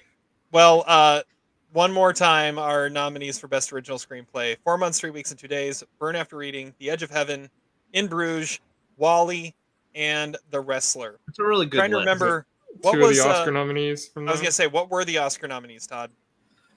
Well, Milk won, Frozen River was nominated, and Wall-E, In Bruges, and I think Happy Go Lucky was nominated, honestly. I think Happy Go Lucky was nominated. I think that was Happy Go Lucky's one nomination, yeah. I don't know how to round that shit off. Boom. That was impressive. Okay. Moving on to our next category. We are now going to debate the most overrated film. Name that movie, Zach. Why the hell is that the banner? I don't know. I couldn't think of anything good. It's a good movie.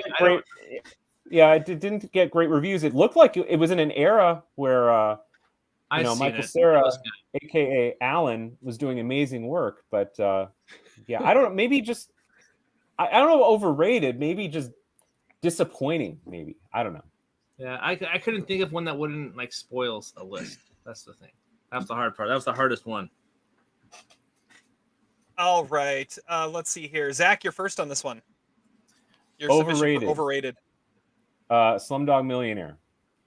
Bam. Ooh. Yes. I've never liked it. I'm not really a big fan of the director. It's aged, I think, really poorly. No one remembers it. Again, it was kind of the product of its moment in time. It was a movie that I remember when it was getting all the publicity. It was helped by the trivia fact that it was almost going to be a direct-to-DVD movie. I really got nothing else to say. We haven't mentioned it at all. It's not that interesting. Final answer. Not Burn After Reading. Definitely not Burn After Reading. Maybe Todd thinks it is. Slumdog Millionaire.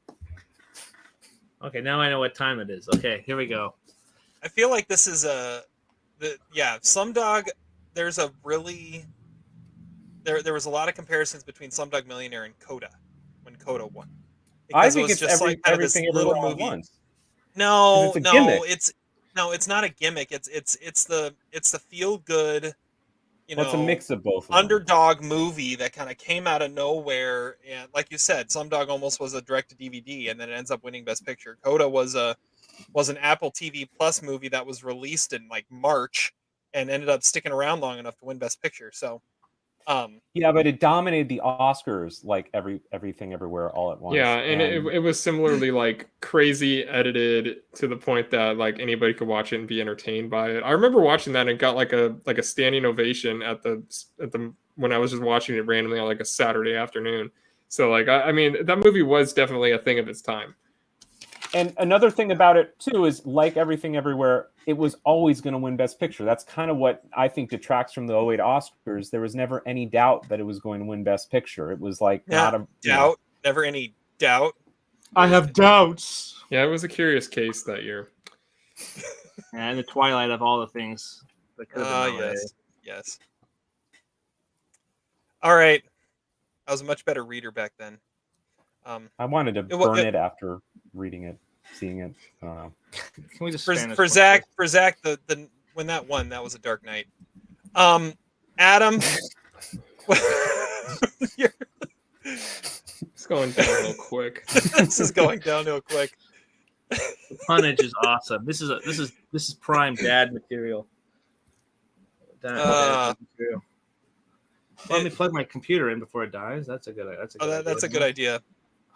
If we ever give an anti-Stickman award, we should call it the Frosted Nixon. My charger.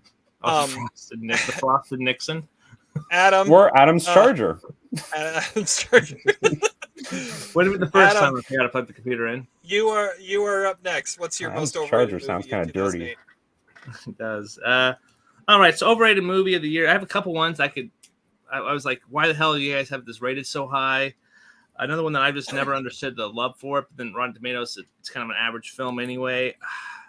You know what? Let's stick to Adam's brand. And what is Adam's brand? Is animated Batman movies.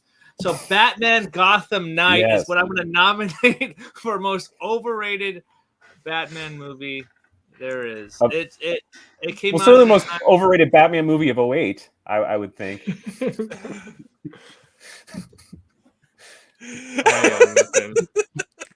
Why? Anyway, hi. That's okay. So I'm gonna go with Batman Gotham Knight. It's a movie that this is really going downhill quick. Apparently, I'm sorry guys, but yeah, Batman Gotham Knight is. I just never liked the animation style, and the story is just kind of convoluted and not as entertaining as the other animated Batman movies that they have. So there we go. I love it. Okay. And that's like a 78% on Rotten Tomatoes too. Like what? I'm up next. I am going with Mamma Mia. That's the one I'm going with. Here we go again. That's a good. That's not a terrible movie. It's just fun. It's let's make an excuse to go to Greece for the summer to film a movie. The only reason it was a success is because it was up against The Dark Knight in the box office, and so everyone who couldn't get into The Dark Knight because every showtime was sold out went to Mamma Mia instead. That's what everybody said in 2008. I never saw the movie, honestly. I've never seen it. I only saw it recently in like the last couple of years, and I'm like, okay, this is kind of dumb, whatever. I don't know. It's you weren't there. I wasn't there, man. We weren't there. Yeah, no, I saw Dark Knight I think 4 times in the theater. I never saw Mamma Mia. So same. I saw Mamma Mia on DVD from the library. So I watched it recently, and it's like, what is the big deal about Mamma Mia? I didn't. What's get the deal with peanuts on airplanes? What's the deal with Mamma Mia? Yeah. And I'm a musical fan, but this one just didn't do it for me. All right. So I take it you weren't the fan of the sequel Mamma Mia 2. Here we go again. Here we go again. No, here we go again. I actually noticed recently that none of us have seen that. So it runs the Fred Astaire Award. Exactly. Todd, what about you? What's your most overrated movie? Oh, it's easily Step Brothers. I've never understood that movie. I think it's annoying. I think it's easily Will Ferrell's worst movie of 2008, and one of his worst movies overall. It's a bad movie. I don't, and people have it in such high regard, like it is the funniest movie they've ever seen. I think Jennifer Lawrence named it her #1 comedy of all time. That's ridiculous. It's a terrible movie. Okay, so I just rewatched this on Daily Notes. He's absolutely right. Okay, so I enjoyed my rewatch of it because it's been years. But when that movie came out, everybody and their mom talked about Step Brothers being like the funniest movie. And in 2008, it made me not want to watch it. Like, and then when I did, I was like, why was this so good? It's two grown men acting like kids. Granted, they're probably pretty high ward for that movie because who's in it. But yeah, it's even though I enjoyed my watch of it recently.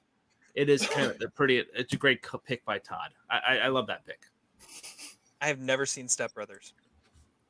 We just became best friends then, yeah. All right. So we've got Slumdog Millionaire, we've got Batman Gotham Knight, Mamma Mia, Step Brothers. We need to come up with one that we're going to discuss together. I had one other written down. It was probably... It doesn't really go for overrated because nobody liked it, but it might have been one of my most disappointing times at the movies, like ever. And it was when I went and saw Miracle at St. Anna. Like, I'm like, dude, Spike Lee's making a World War II movie. This is going to be awesome. And it just sucked. Didn't you nominate one of the actresses from that? She was the only good thing about it. The only good thing. Yeah. Well, it couldn't have been that bad. It was something worthy of a Pinot. One spark. Yeah, she was worthy of being like 8th on my supporting actress list, just so I could over Viola Davis, apparently. Yeah, over Viola Davis's one scene. Minor character. Yeah, she was a minor character candidate, not a supporting actress. Anyways, that's the other one I had. I got a couple here. Okay. Indiana Jones: The Kingdom of the Crystal Skull actually has a positive rating on Rotten Tomatoes. Actually, people really liked that movie in 2008, I guess. Because if you look at it, I don't think anybody really liked it. It's like half the Marvel movies. Nobody likes them. They just have good Rotten Tomato scores. Yeah, it's stupid. Madagascar 2. Like, I don't understand why people love that series. It sucks. Pineapple Express. Now, I've never been a fan. Like it. Come on, you jackass! That is not going to be our fifth. That's terrible. The Reader. The only thing good about it is Kate Winslet. And I don't understand why Terry and Zach both gave this movie 3.5 stars. Todd backed me up on the 7 pounds. How is? Oh, 7 pounds is awful. How are you guys have that so high? Definitely not sober watching that movie. Well, that should be 100% or whatever. 7 pounds. Will Smith. Yeah, no one liked it. That was my number 2 choice I had written down. Also, the other ones that I had written down were just movies that I don't really like that much. That were like they're kind of lame, but everyone liked them. Which is The Secret Life of Bees, The Reader, Nothing But the Truth, and Elegy. I'm just those are all just like lame. They're all like the same movie.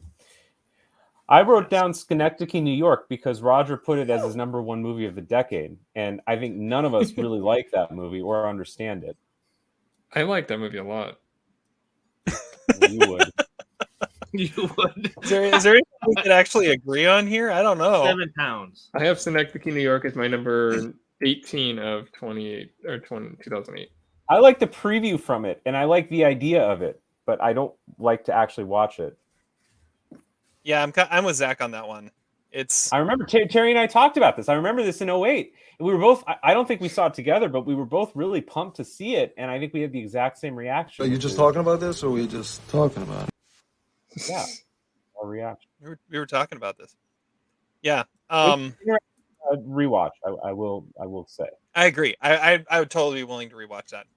What do you guys like about 7 pounds? I think that should be the pick. Oh, I remember loving that movie, but it's been too long since I've seen it. I don't know. I thought it worked. 7 pounds has a 27% on Rotten Tomatoes. We can't call that overrated. That's not. Yeah, that's not. No one liked it. Just because overrated two of us. Who, though? Just because two of us, one of us even maybe remembers it. I don't know. It can't. This is our award show, not Rotten Tomatoes award show. But we can't say it's over. We can't say it's the consensus overrated if two of us gave it thumbs up. That's a good point. Okay, I got you. And plus, we can't ever trust you again because putting Pineapple Express, even mentioning that in this category, is borderline unforgivable. But okay. Do you want to just say The Reader? I was gonna say I heard Yeah, The that's a Reader good one. twice. The Let's Reader. do it. Yep, let's do it. Second nomination. Let's I go. haven't seen The Reader. I went to the theater to see Iron Man a second time. So How about mine was how about wrapped Hugh around Jack- the theater. Hugh Jackman hosting the Oscars? That would be overrated. But you both gave two of you gave that 3.5 stars. What the? Yes. Zach, I really liked it. I was drunk, man. I love everything. I mean, come on. If I'm going to give it 3.5 pounds, if I'm going to give it 7.5 pounds, I'm going to give 7, whatever it is. I give a half to. The Wazzy, it's a woozy. It's fairy dust. It doesn't exist. All right. The Reader. We'll just go fine. We'll go with The Reader as a we got none of them are really consensus. So but it sounds like the closest thing we have to consensus Copious on nudity. the 5 nominees: Slumdog Millionaire, Batman Gotham Knight, Mamma Mia, Step Brothers, and The Reader. The closest thing we have to consensus, I think, is Step Brothers. But 2 of us haven't seen it. True. Well, we've all seen Slumdog Millionaire. I'd like to see it before I decide it's overrated. Slumdog Millionaire, I haven't seen it in a while, but it's still a top 10 movie for me. We all kind of like, oh yeah, The Reader, yeah, pretty overrated. I've never seen Mamma Mia. I've never seen the animated Batman. Let's go with The Reader again. The picks that we don't make. Go with The Reader. Why are we going with The Reader? I mean, this makes no sense. Wait, has anybody seen Step Brothers? It's the only. The Reader is the old. Are we going with that because it's the only movie all 4 of us have seen? Zach has not seen Step Brothers. I haven't seen Step Brothers. So only Todd and Adam have seen Step Brothers. It's funny. Only me and Adam have seen Mamma Mia. What does Pearl think? Let's get Pearl's input. Yeah. Yeah, she's still there. I mean, how we've is all it not seen The Reader? Slumdog, We all think I gave The Slumdog Reader's 4 overrated. stars. You can't even remember it, Terry. Yeah, I don't remember. Hey, Winslet's It was category fraud. Come on. And it's Kate Winslet's only Oscar? Come on. And Stephen Daldry getting a Best Director nomination? Fine. Give me a break. Fine. All right, The Reader. No double wins yet. All right, what's next? This is going terrific. Speaking of, this is a great segue you built into this, Adam. Best Adapted Screenplay. Oh, boy. Here's a picture Adam chose. You're welcome. What was the supporting actress you nominated from that, Adam? Her, the girl in the picture. Is it? I don't think you said Freda Pinto, did you? Nope, I did not. I did. So That's who did Freda you nominate, Pinto. Adam? That's who's that? That's not Freda Pinto. Pinto. That's Oh. Freda Pinto. Well, that's who I meant to say. So she could have been nominated. I did nominate. So she might have actually been in the race. I think we need to it should be what's the word? Rubina Ali? rescinded. Is that what you said? Rescinded So that from was a the disaster. Oscars. No. Oh, yep, older. Yep, I messed up that one. So you did the child This is interesting. Has anyone ever gotten nominated for a role that they didn't really perform? I mean, that's the real question here. That's why I'm here, folks. There it is. That's the perfect play. All right. Well, Anyways, we're just moving on. We're moving on. Best Adapted Screenplay. Here we go. The 6 films we have nominated for Best Adapted Screenplay in 2008 are The Class. Ooh, okay. The Curious Case of Benjamin Button, The Dark Knight, Doubt, Frost Nixon, Wow. and Let the Right One In. Yes! Yay. Doubt, The Dark Knight. There's our 6. Oh, crap. These are all serious picks, you know. Where's the fun? You know, where's Meet the Spartans? We need something like that. Burn After Reading was not eligible in this category. It should have been. Neither were Aaron's balls. It was not eligible. Neither. Aaron's balls. Did Aaron have balls in 2008? Wasn't he like 10? They hadn't dropped yet. All right. So let's see here. Let's talk about what was on our list that didn't get nominated. First, Todd, you're our Oscar expert here. How many of these got nominated at the Oscars? I believe 3 of them. Curious Case, Doubt, and Frost Nixon, right? Yes. And then the what other were the other nominees two? were the winner was Slumdog Millionaire. And the other nominee was probably The Reader. I would imagine. I honestly don't know for sure, but I can't imagine that wasn't nominated for screenplay. We can look it up. All right.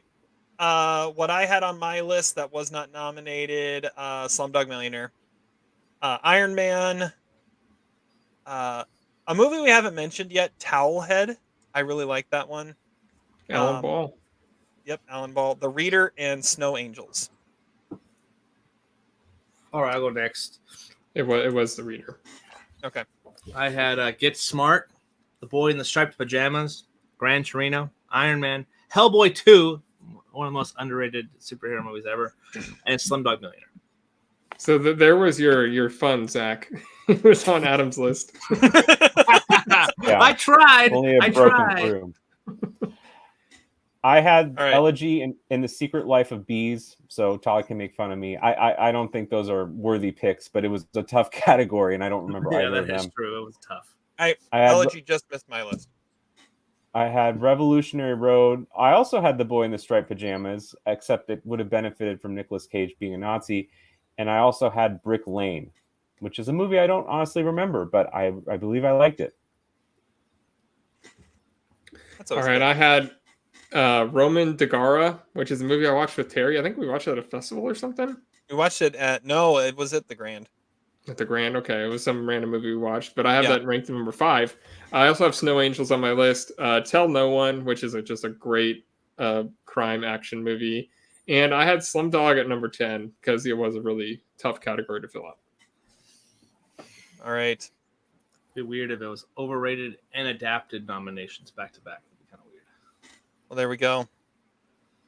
Adapted screenplay: The Class, Curious Case of Benjamin Button, The Dark Knight, Doubt, Frost Nixon, and Let the Right One In. 2 more that I need to watch. Hell yeah. Todd, I'm surprised, Todd, that you didn't nominate Funny Games.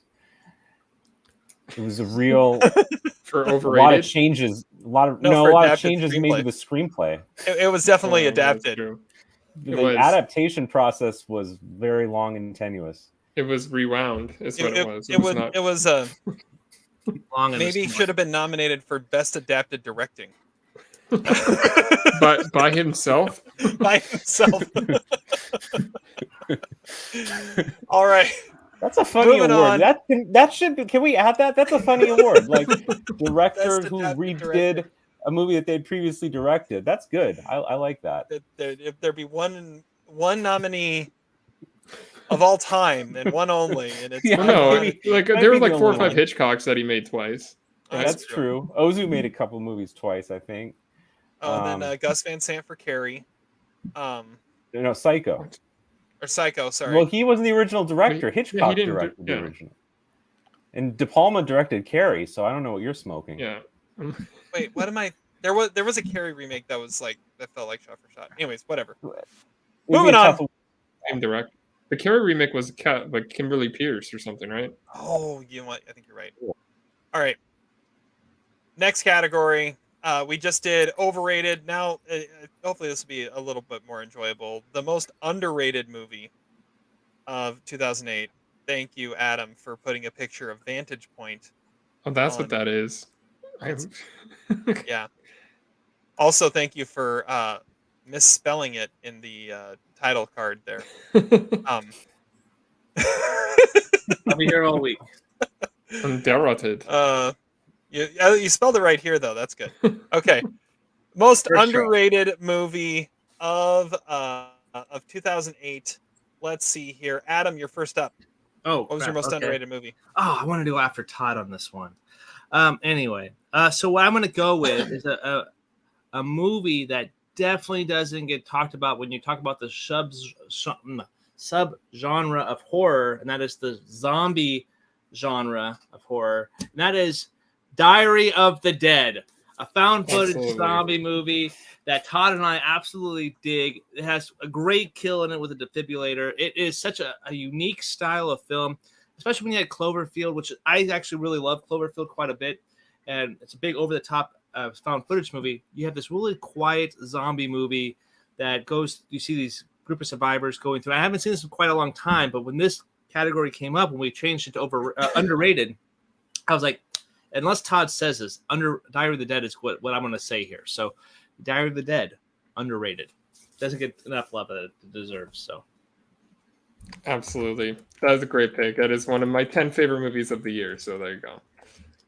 So since Adam mentioned that, one thing too to distinguish in our 2022 awards, we gave these were the most disappointing film of the year and the most surprising film of the year.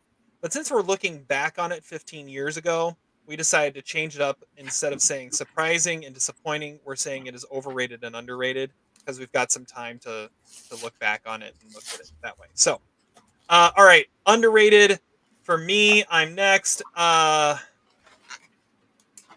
I'm going to go with it. I think it's my highest rated movie that really still no one's ever really heard of. And Nothing But the Truth, I'm saying, is my most underrated movie. But part of it is the story behind this movie. This movie nobody saw until it was out on DVD because it was picked up, wasn't it, like Bob Yari Productions? Same with What Doesn't Kill You, which is a better movie. But what happened was, like, the studio went belly up right in 2008, right as it had acquired stuff like Nothing But the Truth and What Doesn't Kill You. I've got Nothing But the Truth rated higher. And so these movies never got a theatrical release, or at least a wide one. They got they got enough to be considered that they got released, and then they went to DVD because the production company went bankrupt and it was just trying to get something out there. And it's a really good movie. It might be Kate Beckinsale's greatest performance because she actually was given something to do here. Not sure if it's her best performance of the year. She was in Snow Angels. Like, she was great in Snow Angels. That's true. But you had Matt Dillon in this that gave a great performance. David Schwimmer was in this as well. I don't know. It was a movie that was forgotten before it even had a chance to be noticed, and I always thought it was a pretty great movie. It's got a great twist ending that Zach knows without seeing it. But yeah, Nothing But the Truth. That's my most underrated. Nice. I need to see this one now. Todd, you're next. All right, I have a decently long list, and this all depends on how underrated are you looking. Like, I remember in our surprising category, we had Morbius because it wasn't the worst movie of the year, and we agreed that. So, or you even could though like only half of us had seen it, but we agreed for it as a consensus. So you could look at it as like a movie that got decent reviews, but you think it's like really great, or you could look at a movie that got really bad reviews and you think it's actually pretty good. And I'm gonna go with one of those. And in the last category, I went with the bad Will Ferrell movie. Now, this one I'm going with the good one, and it's Semi-Pro, which I have always thought this was like a really underrated basketball movie because it actually understands basketball, and especially for a basketball comedy, that is almost unheard of. And I think the movie works really well. It like spawned a bunch of ideas for like what I think could become basketball movies in the future that they just never done them yet. Like, they have the scene with, like, you know, oh, there's the first alley-oop, and it was like shocking. It's like, well, I wonder what they could do with like other things like that. But I think Semi-Pro is really funny, and it's Will Ferrell at his best when it comes to comedy sports movies. That guy got traded for like a washer and dryer, right? Yes, that is true. And there was a tiger or lion or something, and they broke out during the game. That is true. It's like, well, we got to go to Big Bang for this check, bro. Don't cash it. The return of Woody Harrelson to basketball movies.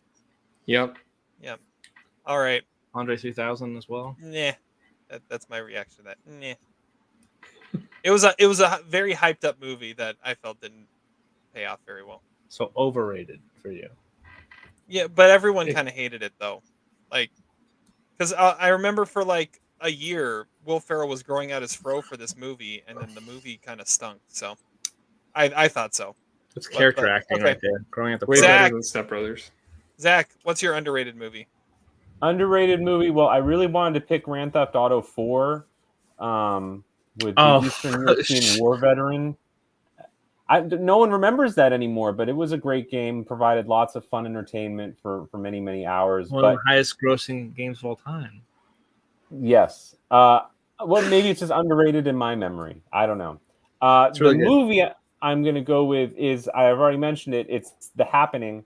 Full 18% on Rotten Tomatoes, and a movie that isn't discussed today very much, except in mocking terms. I don't know. It's got some really great dialogue in it. It makes you kill yourself just when you thought there couldn't be any more evil that could be invented. I mean, that's great Shyamalan dialogue right there.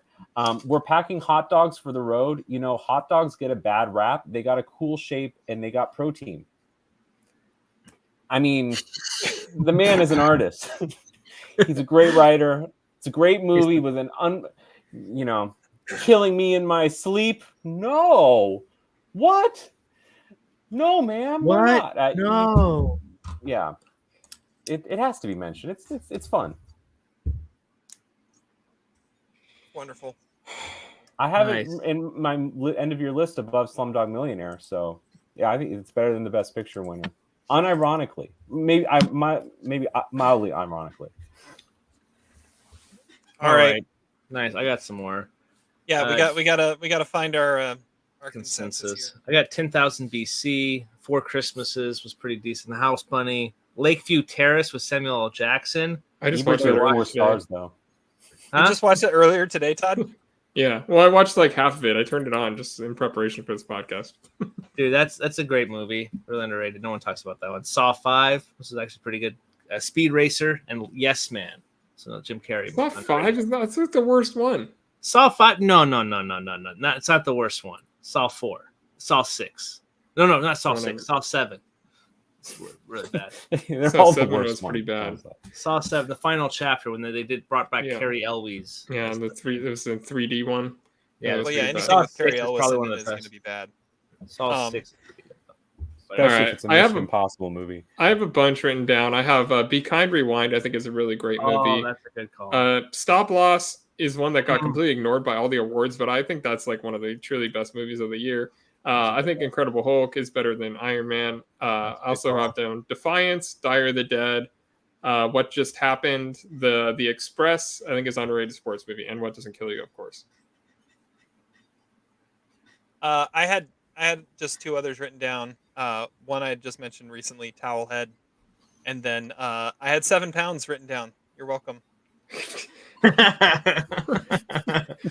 If it got nominated and overrated and underrated, that would be impressive. Awesome. It probably was pretty close. Probably means it's I feel like we properly might rated. have done that. That feels like something we would do. Speaking of someone that would do that, Zach, what else did you have written down?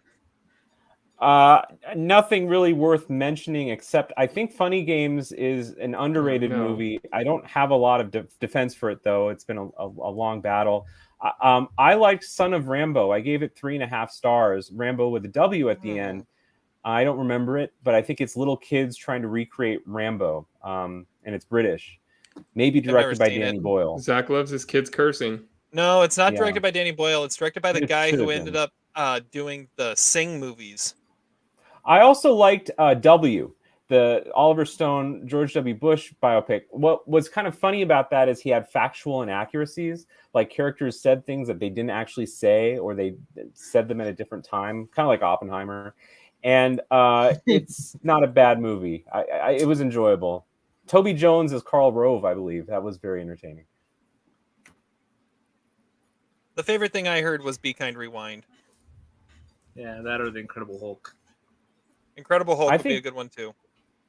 Be Kind, Rewind has a great premise for a movie, and it stars worst actor of 2008, Jack Black. So it's true. Head Mos Def. Honestly, the Stop Loss has to be. Have you guys seen it? Stop Loss, I've seen that. Stop Loss is great. That's a great one too. Okay, I mean, Be Kind, Rewind is good. Zach, have you seen either of those? I've seen Be Kind, Rewind, although I was not as fond of it as Todd. I've never seen Stop Loss. Incredible Hulk. Right. You've seen The Incredible Hulk, though. No, I've never seen The Incredible Hulk. Well, it's Edward Norton. There you go. Edward Norton as a superhero. Just the simple fact that he got fired for not being a team player I feel like, and so it completely got forgotten. I feel like it should be on there. So yeah, Iron Man's got 2 nominations. Let's do Incredible Hulk, please. We're to go on Incredible Hulk. I have to take a short break. You can continue talking. I'll be back in a second. Okay, go. Zach's disappearing for a second. We're gonna just completely remove him here. There we go. All right, so we have 5 movies that we have not been nominated whatsoever. We have The Incredible Hulk, The Happening, Semi-Pro, Nothing But the Truth, and Diary of the Dead. I like this list. It's a great list. Well, since Zach hasn't seen Incredible Hulk, I feel like all 3 of us agree that it's much better than it's ever been given credit for. And Edward Norton got unfairly. I always find it funny that Edward Norton handled the controversy of him getting fired from Marvel for not being a team player by going and being like the go-to guy for Wes Anderson over the last 15 years and getting nominated for an ensemble movie like Birdman. I think he like made a point to prove that that Marvel was just being dicks to him. And out of this list, I think The Incredible Hulk, because the consensus I've seen it and all of kind of an agreement of it. Yeah. I think Incredible Hulk is our most underrated movie of 2008. All right, I like it. Good pick there, Todd. I spaced that. But that's a good one. That is a good one. One possibly the most forgotten Marvel movie. It is. It's going to be like remembered because like Captain America, like Brand New World with like Anthony Mackie. They're going to bring like Liv Tyler back, and Harrison Ford is playing.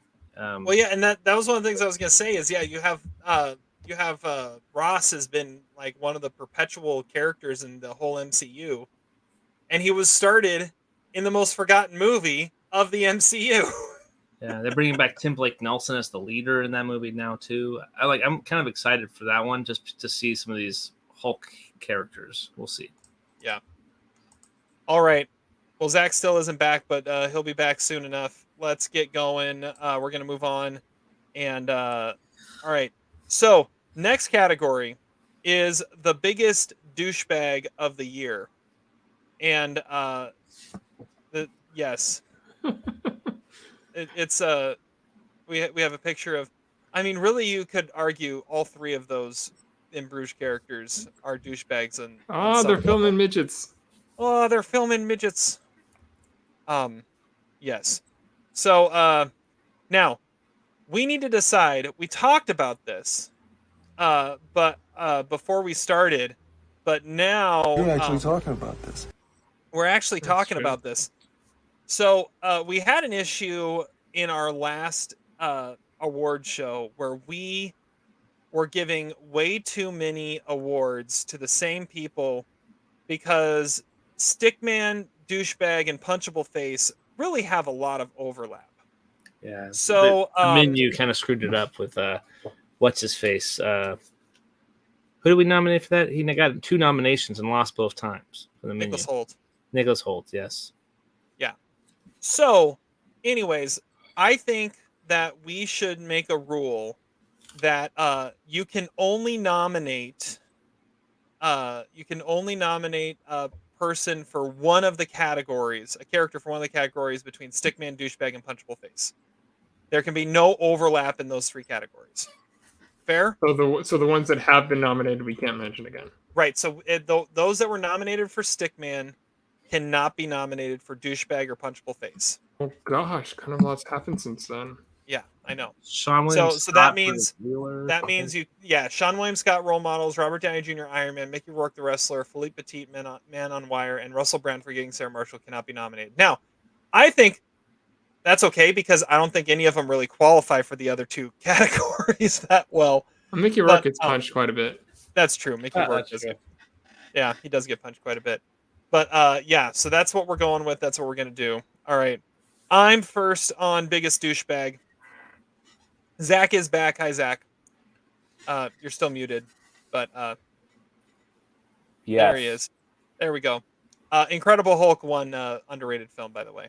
You weren't here, so there was a consensus. I'll have to see it sometime. That's the one. Yeah. Is it because of Edward Norton? That was part of it. Partially. That was part of it. Okay. Biggest douchebag. Let's see here. Oh, my list is long but distinguished. Let's see here. I'm gonna go with. Oh man. I'm gonna go with Alan Rickman in Bottle Shock. That's my biggest douchebag. Because nothing screams douchebag quite like being British and pretentious, especially when it comes to wine. Wow. All right. Alan Rickman. Now we know what kind of party it is. Hell yeah. All right. British and pretentious goes into my pick pretty well. I have Bertram Pincus, which is the Ricky Gervais character in Ghost Town.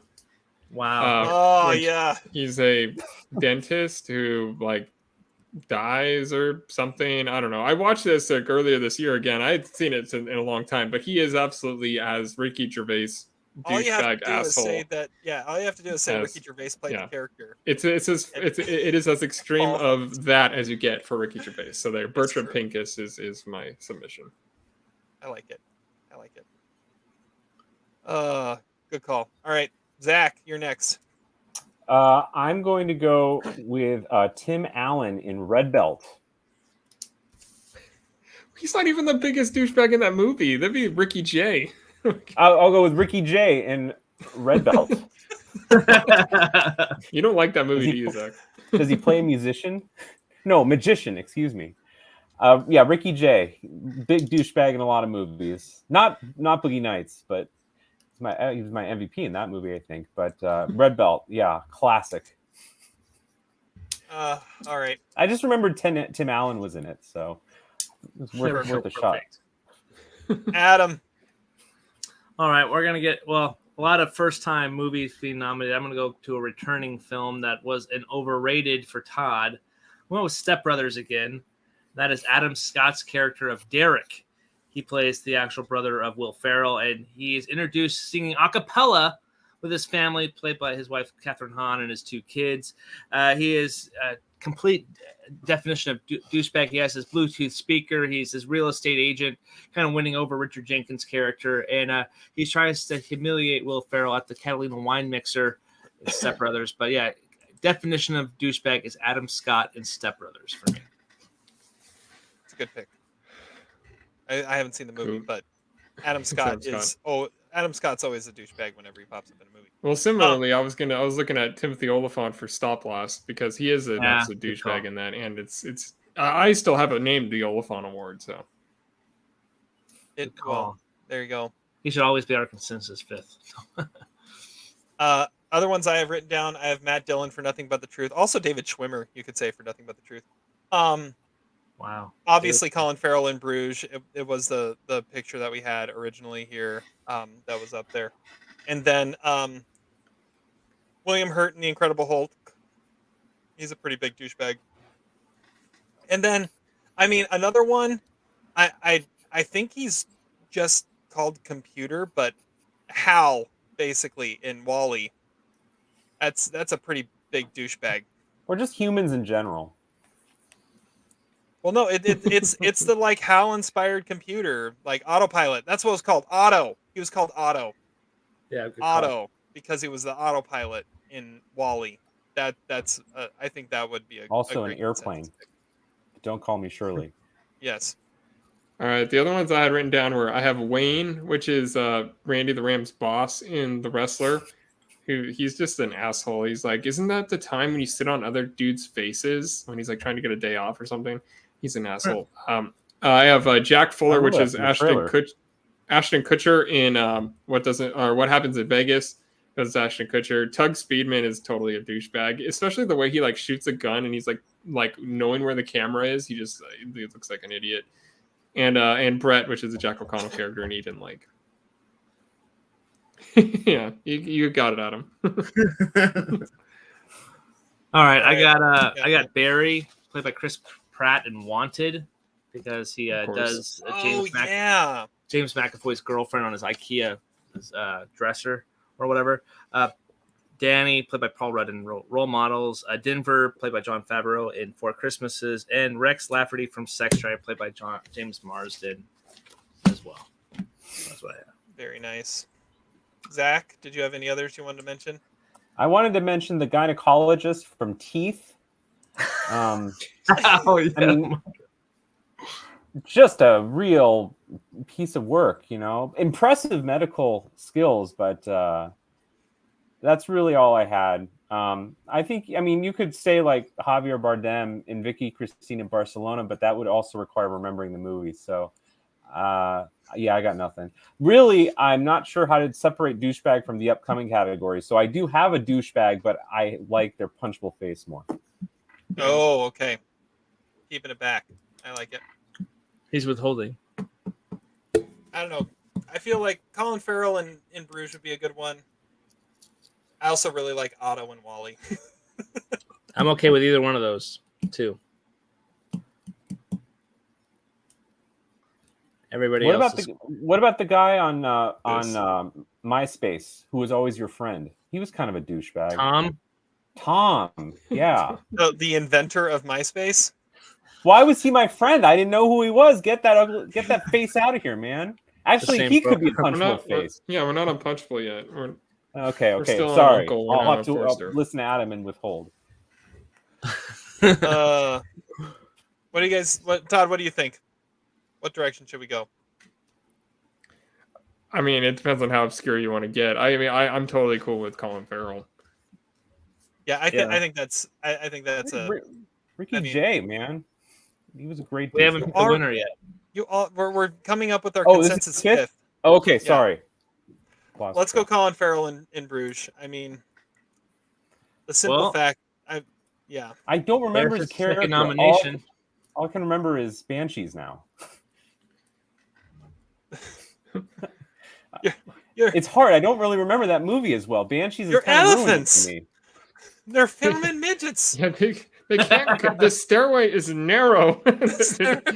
You're not going to make it up there. I'm trying to do you a service. I like his whole speech about why would you be in Bruges? Bruges, no one comes to Bruges. I don't want to say it's in Belgium. Well, whatever. It's a good nomination because this is also where Colin Farrell's off-screen douchiness was probably the most intense. Was 2008. So that's good. That's a good point. Yeah. Okay.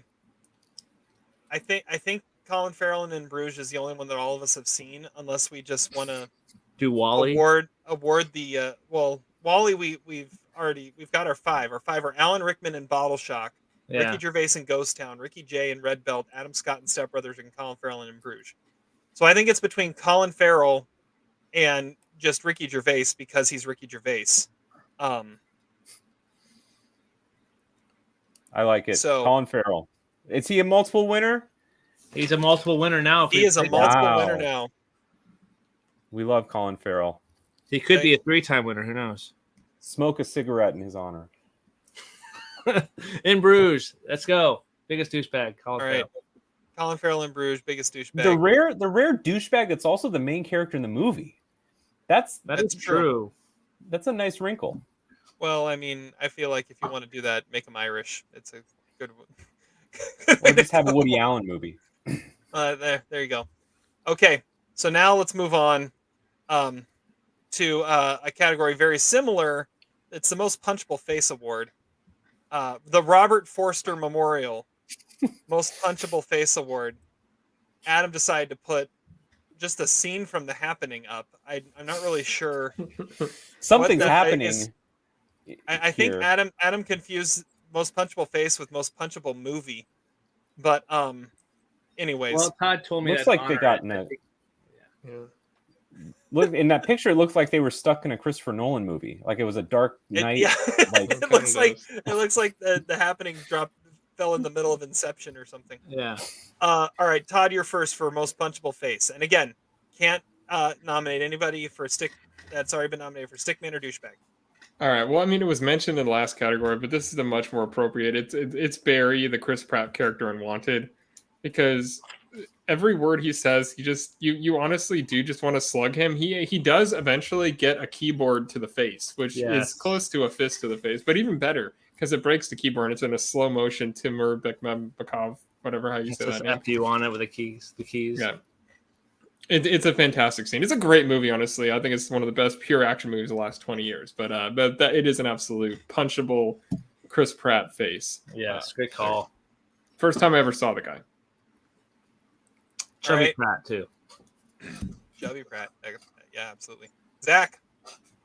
Okay, I wanted to take the honor from Todd for putting a kid in this category, for having the audacity to do that. And the kid I'm putting in this category is not a girl, unfortunately.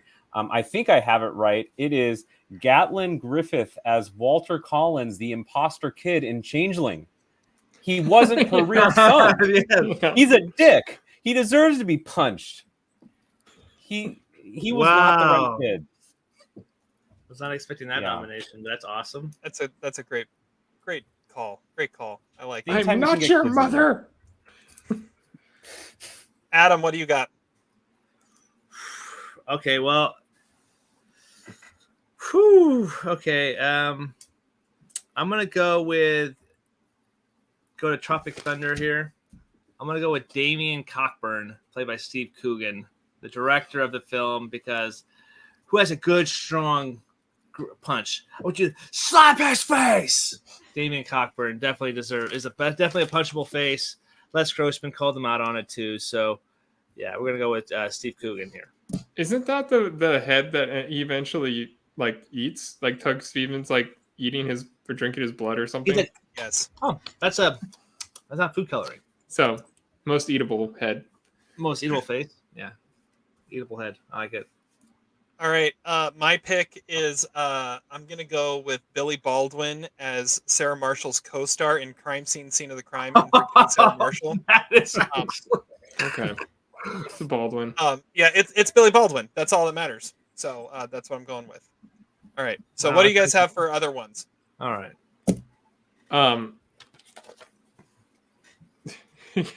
Wow. Yeah, there we go. I like the comment. I also had Wheeler from Role Models written down, but he was in the other category, and the Zohan from You Don't Mess with the Zohan, because it's just an annoying movie. Thomas Barnes from Vantage Point. I think that's the Dennis Quaid character. I just got sick of the trailer, but the one I think we could agree on is Hitler from Valkyrie. Oh wow, that's actually pretty. Wow, that's pretty good. Actually, I didn't think of it. I didn't go that deep, but that's a good call. I mean, whenever you can say Hitler, how can you say no? If you don't, you might be labeled something. Most punchable face. Oh, go ahead, Todd, Terry. Go ahead. I just had a couple here. I've got Nixon from Frost Nixon because he's Nixon. He's on a and of course Brad Pitt from Burn After Reading. He hit me. He also gets shot in the head, though. He does get shot in the head, but yeah. Spoilers. You think that's a schwinn? All right, that was the other one I had because he actually does get punched in the face. Nice, go ahead. And that's about as Robert Forster inspired of a punch in a movie as you can get. Yeah, that's my pick. Adam, what'd you say? Yeah. Or Zach, sorry, go for it. I only had one other one, and I realize now it's probably more of a douchebag performance, but I mean, James Franco and Pineapple Express, anytime you're out on the road hitchhiking, I know it's an overrated movie for Adam, but anytime you're out on the road hitchhiking and you put your thumb up your pants and say, hey, it looks like my dick, I mean, that's worthy of a slap and a douchebag. So I think, this committee deserves recognition. The next line is I don't think it's gonna help us get a ride, dude.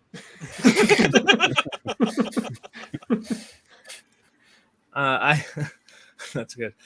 Janice Loma Scott from Wanted. It's his boss with a stapler. Oh yeah. King Argatron, King Jung's character in Role Models. He's like that. They go to the burger hole or whatever, and he's like that. I don't know, King Jung. Lance in Sex Drive, played by Clark Duke because it's Clark Duke. Also, Miss Jones, played by Betty Buckley in The Happening, the old lady in The Happening. So, yeah, we're not going to kill her. We're just going to punch her in the face. So, yeah, that's who I would say. All right. What do we like for our fifth nominee here? I'm good with Hitler. Hitler. I think you can't go Yeah, wrong that's with always Hitler. good. Always good to go. I mean, we mentioned that this was a big year for Nazis. So Yeah, go with Hitler. What movie was that again? Valkyrie. Yeah, good. Give that movie a deserving nod. Another Tom Cruise Valkyrie. nominated movie. Another Tom Cruise nominated movie. This is the one with the eye patch. You thought he would be the most punchable face. Yeah. Oh yeah. Yeah, That's good. eye patches. Wasn't that going to be an award we were going to come up with also? Best character with an eye patch? Oh, that'd be a good one. Well, this is where Tom Maybe Cruise power has to win. rankings. Yeah. All right, Okay, power ranking. That's what it was, not category. Okay. Okay. We'll table that. I'm good with Chris Pratt from Wanted. Chris I feel Pratt. like that's a good one. That's a good one. I like This it. was the time of his career where it was like he was very punchable. My Oh, wife yeah, would agree this with and the 5-year engagement. Or Yeah, called? he kind of played a Yeah. similar character in Her, also. Oh, I forgot that he was in that. Yeah, That was was sort of after like when he he played lost some kind weight, of though. one character. that's true. He was the lawyer in that one Vince Vaughn movie, Delivery Man, where he had like a bunch of kids. He was the lawyer in that one. That was All definitely a great minor character. So Chris No. Pratt, he's our most punchable face. Yeah. Moving Chris on, Pratt. it's time to reveal another group of nominees. This time it is Best Actor.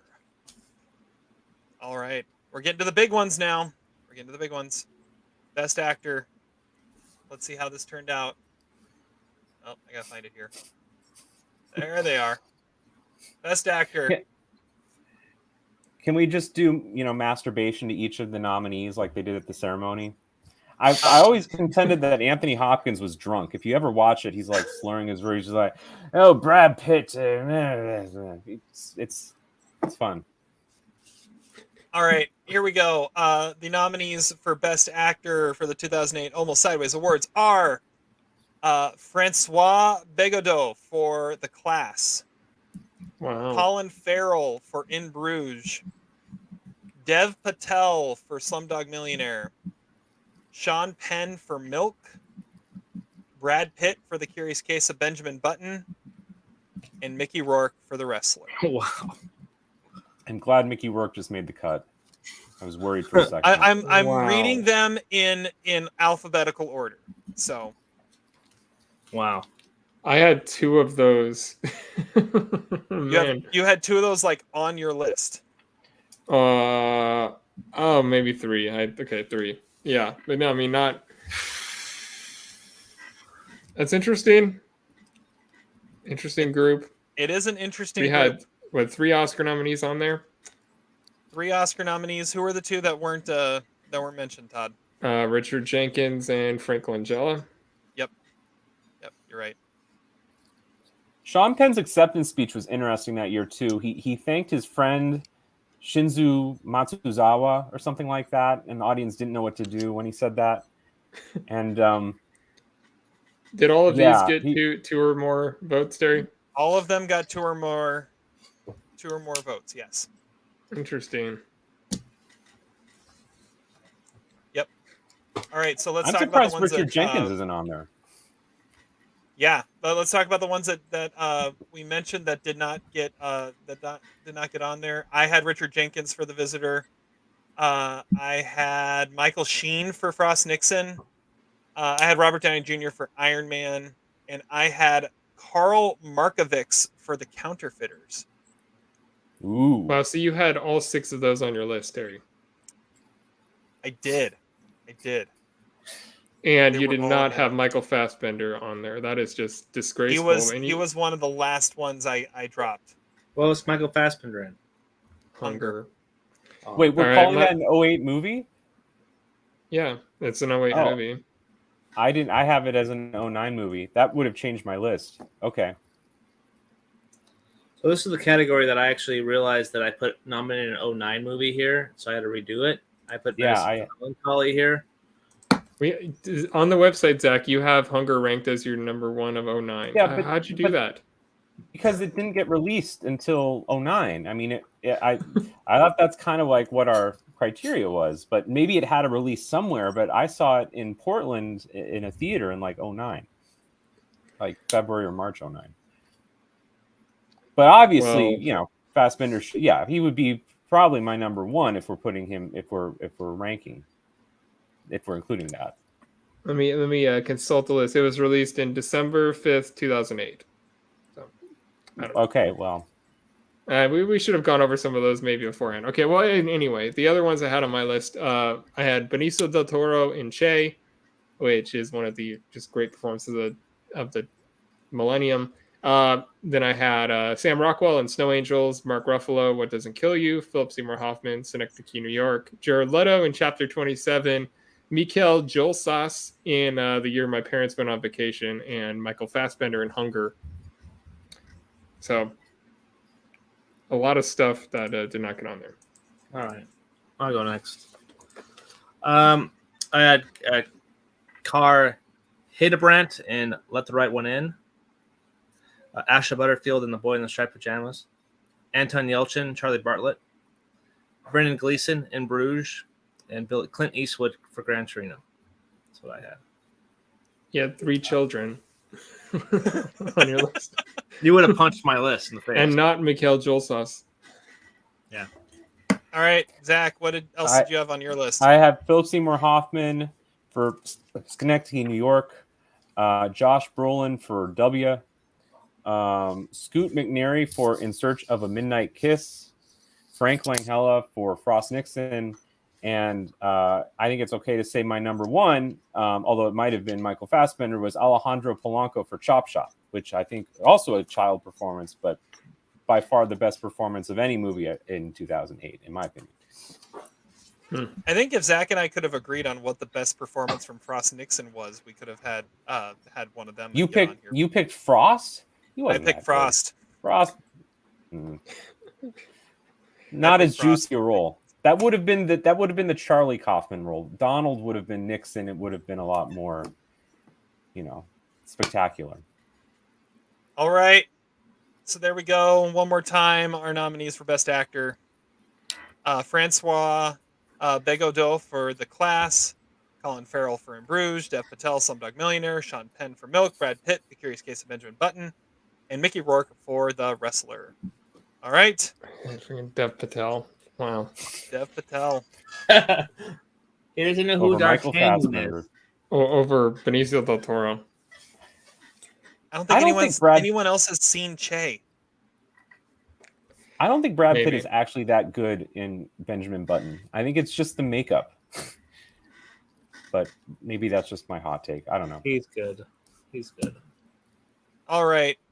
Moving on, it is now time. This is a category that I think we discontinued for the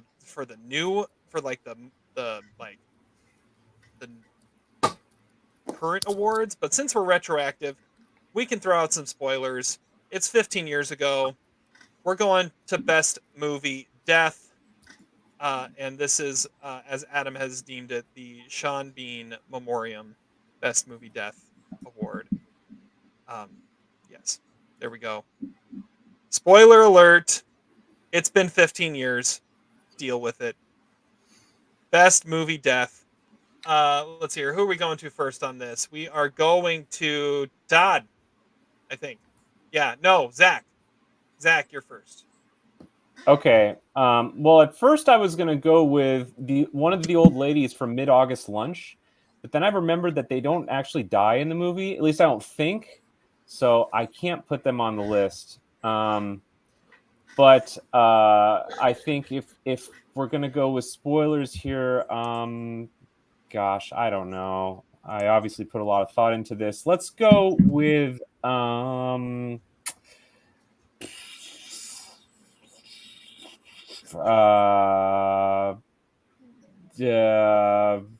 family in Funny Games. There we go.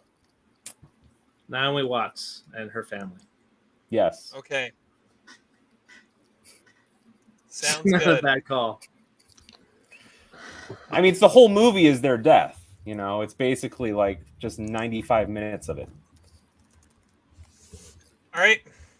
It's locked in. Adam, what's your pick? Man, I'm going back and forth. So now I'm thinking of somebody that's not on my list of stuff to talk about. Because, Todd, did Angela die? in that movie, or was she brought back to life in Wreck? I mean, even if she died, or even if she was brought back to life, it still means she died. Wait, you talking about the main character? Yeah. She's still alive. Okay, then never mind. Then there we go. Because at the end of the What movie, movie is this? Record. Ah. It's the one that I mean, it's like in the attic, right? Like that's the end of the movie. It's an iconic shot. Okay, well, forget this then. I'm just gonna go with Saw 5 then. Okay, there we go. Like it. Which character? You got to go with a character. You can't just go with an entire movie. I'm movie getting there. died. I'm getting there. Gosh, dang it, man. I'm gonna go with. No. We're gonna go with Marlena from Lizzie Chaplin's character in Cloverfield. We're gonna do an audible at the extreme last second. Cloverfield is what I'm gonna do. Lizzie Chaplin. So the whole Kaplan. Lizzie Kaplan. That's what I said. Kaplan. Never mind. Anyway, I'm so gonna pull an Marlena, audible at the last minute here. So the reason why I'm going with this kill is because it is it's effective. It's they don't know what's going on. They just got attacked in the subway tunnels, and then they go to they get to this quarantine area, and then she just explodes from the whatever creature that she got attacked by. But Lizzie Kaplan is really good in this movie. Matt Reeves did a really good job with this found footage film. So Cloverfield needed to be mentioned for 2008. So there we go. Marlena, Cloverfield. All right. I'm next. I'm kind of bummed because Adam kind of stole the thunder of this pick a little bit, but I think it's still worth mentioning, and I'm still nominating it. The best movie death was Steve Coogan in Tropic Thunder. Because he is like in the first part of the movie, he is the main character, right? He is the director of this movie. He's putting it all together. They land, and he's telling them everything he wants them to do, and he accidentally steps on a landmine, is gone.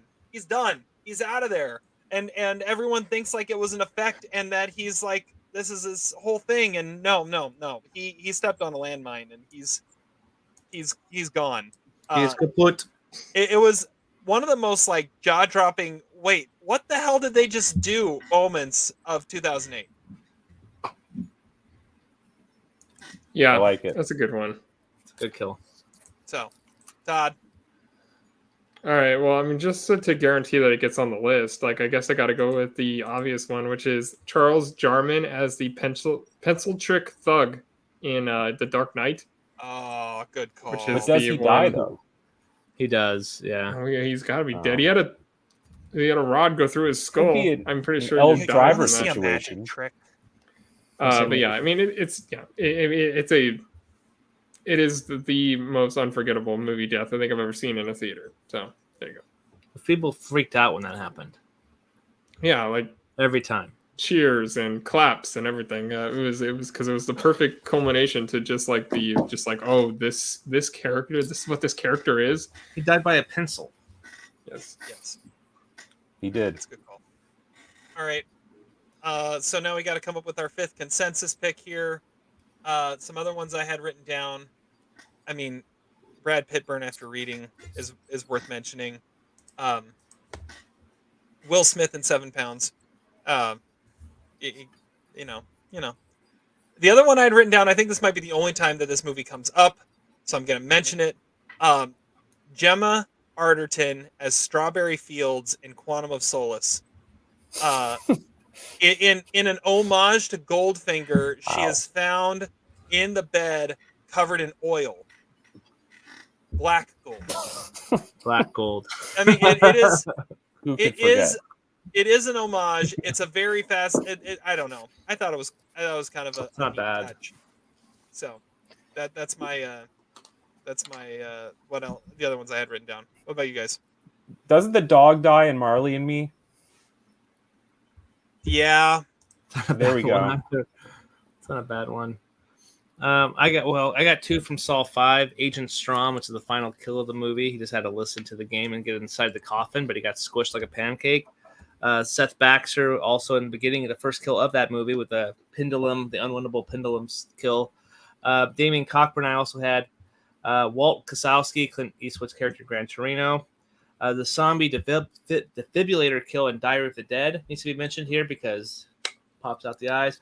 And how like, do we mention Zachary's baby and Dear Zachary here? Like, that is a very traumatic death that does happen, but do we want to go into real world? That's that may be most shocking, not necessarily best. That is true, but it's not the best. We're talking about a real world person, but it is the most shocking death for sure. I think it's safe to stay away from documentaries for this Good call. category. This category, not necessarily the spirit of the list. That's why I'm here. I'll be over here. I mean, I also had written down the Angelina Jolie character in Wanted. I think she like sacrifices herself kind of by killing like everybody on like a spinning, like a twisting bullet thing. And also, of course, Randy the Ram. Assuming he is actually dead. Oh no, his internet died. Todd's internet also is a nominee. Right as he says, is he actually dead? I mean, that was a. Kind of looks like he's giving someone the finger. Yeah. Well, I'll pop back. Randy the Ram is an interesting. I mean, that is a debatable topic of whether or not he's actually dead. I mean, eventually he dies. Hey, Todd, I think he's back a little bit here. You cut out a little bit right after you said Randy the Ram. Yeah. I basically just said, assuming he actually dies in that scene, it's a great scene. So that is a great point. Zach, what else did you have? That was it. Marley and Me. Okay. I mean, I'm good with going with the dog. Dog. I don't remember how does it die. By golden retriever. It's like and he gets old, and Owen Wilson has to take him to the vet. It was very sad. It was a thing for a while. Everybody cried at Marley and Me. Because the dog dies in the end. Okay. I'm good with it. Are we doing Marley and Me? Wow. Marley and Me. First nomination. Marley and Me. First nomination there. First animal to be nominated. First spoiler alert in an award. I'm going with Todd, and I'm saying the pencil guy in Dark Knight gets the win. Pencil trick thug. Pencil trick thug. Yep, I agree. Knight. Done. First win for the Dark Knight. Holy cow. Well, outside of Heath Ledger, I think it's the only nomination it has so far. No, it's got 4. Oh, it has adapted screenplay. Oh, adapted screenplay, Heath Ledger, and half of Eric Roberts' nomination. Yes, that is true. 3.5 other nominations. Wait, so how many movies have multiple wins? Nobody. No multiple wins yet. Nothing has multiple wins yet. Tropic Thunder has come close a couple times, but that's about it. All right. Well, we're moving on to a series category, and that series category is Best Actress now. This was quite the race to try and get in here. I will say this is one of those that had a very clear consensus top 7, and it was tough to leave the 7th one out. But here we go. The nominees for Best Actress are Anne Hathaway for Rachel Getting Married, Angelina Jolie for Changeling, Lena Leanderson for Let the Right One In, Anna Maria Marinka for 4 Months, 3 Weeks, and 2 Days, Meryl Streep for Doubt, and Michelle Williams for Wendy and Lucy. Whoa! What? How? What the? There you go. I'm so confused about how happy-go-lucky it has been treated in these awards. Happy-go-lucky. Sally Hawkins and Happy-go-lucky was the unfortunate 7th. In this I mean, we had Eddie Marsan is the only nominee from this movie. I have not seen Happy-go-lucky. So far, yes. Okay. Yep. It's a good list, but yeah, it was splitting. Honestly, this is one where I said there was a top 7. this really there was a top 5, and there were 2 really, really close for 6th, which we can talk about later, but that's what it was. All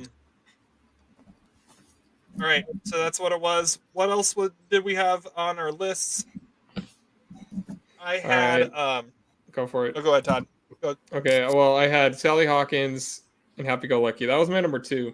I had Greta Gerwig in Nights and Weekends. Let's see here, Kate Blanchett in The Curious Case of Benjamin Button. Famke Johnson in Turn the River. Kate Winslet in Revolutionary Road. That was it.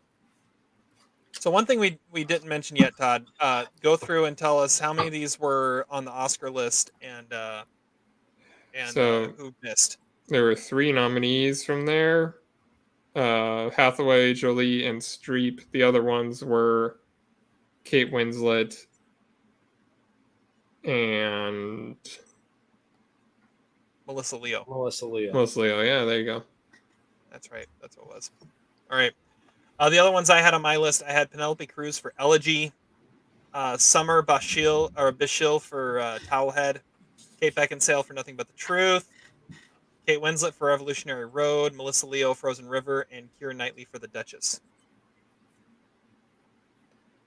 Yeah, I also had Keira Knightley for The Duchess. I had Sarah Simmons for In Search of a Midnight Kiss, Frances McDormand, Pauline Ackert for Water Lilies, and Sally Hawkins was my number 2. I didn't do you wrong, Todd. It was these assholes. Wait, 2 number 2s didn't make it on? Oh, man. Adam must have had Leah Lee Anderson number 1. No, close though. She is really good. So I had Naomi Watts for Funny Games. No. Frances McDormand, Burn After Reading. Kate De Castillo for Under the Same Moon.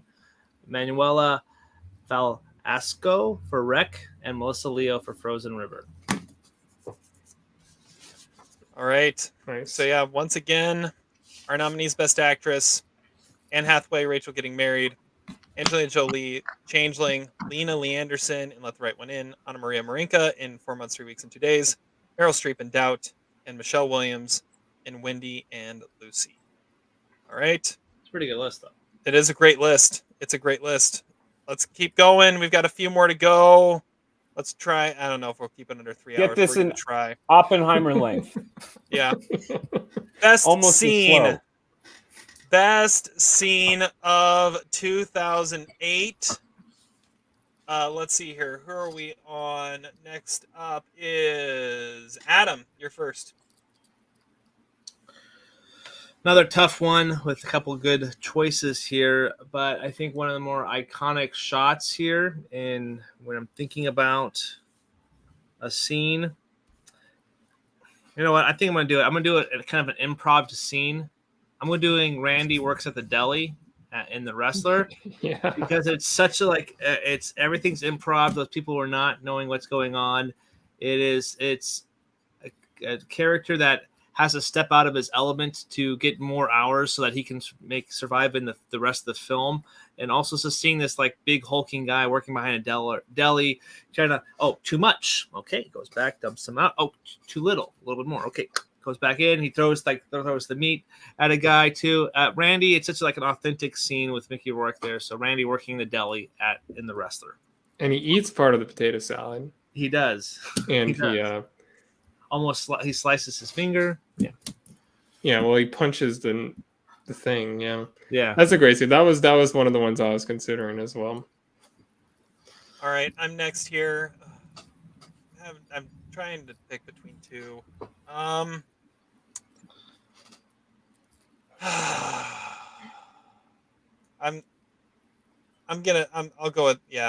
go with the Terry pick. Here we go. The dance between Wally and Eva in Out in Space in Wally. That's actually one I was considering too. So it's just such a beautifully made scene. The score is at its peak in that scene, and you got Wally with with the fire extinguisher, so we can follow her around, and they're dancing through space around the spacecraft, and I mean it's just gorgeous, and it's when it's at its most I don't know, probably its most poetic in that moment. So that's my pick. Wally and Eva's dance in Wally. I like it. Todd.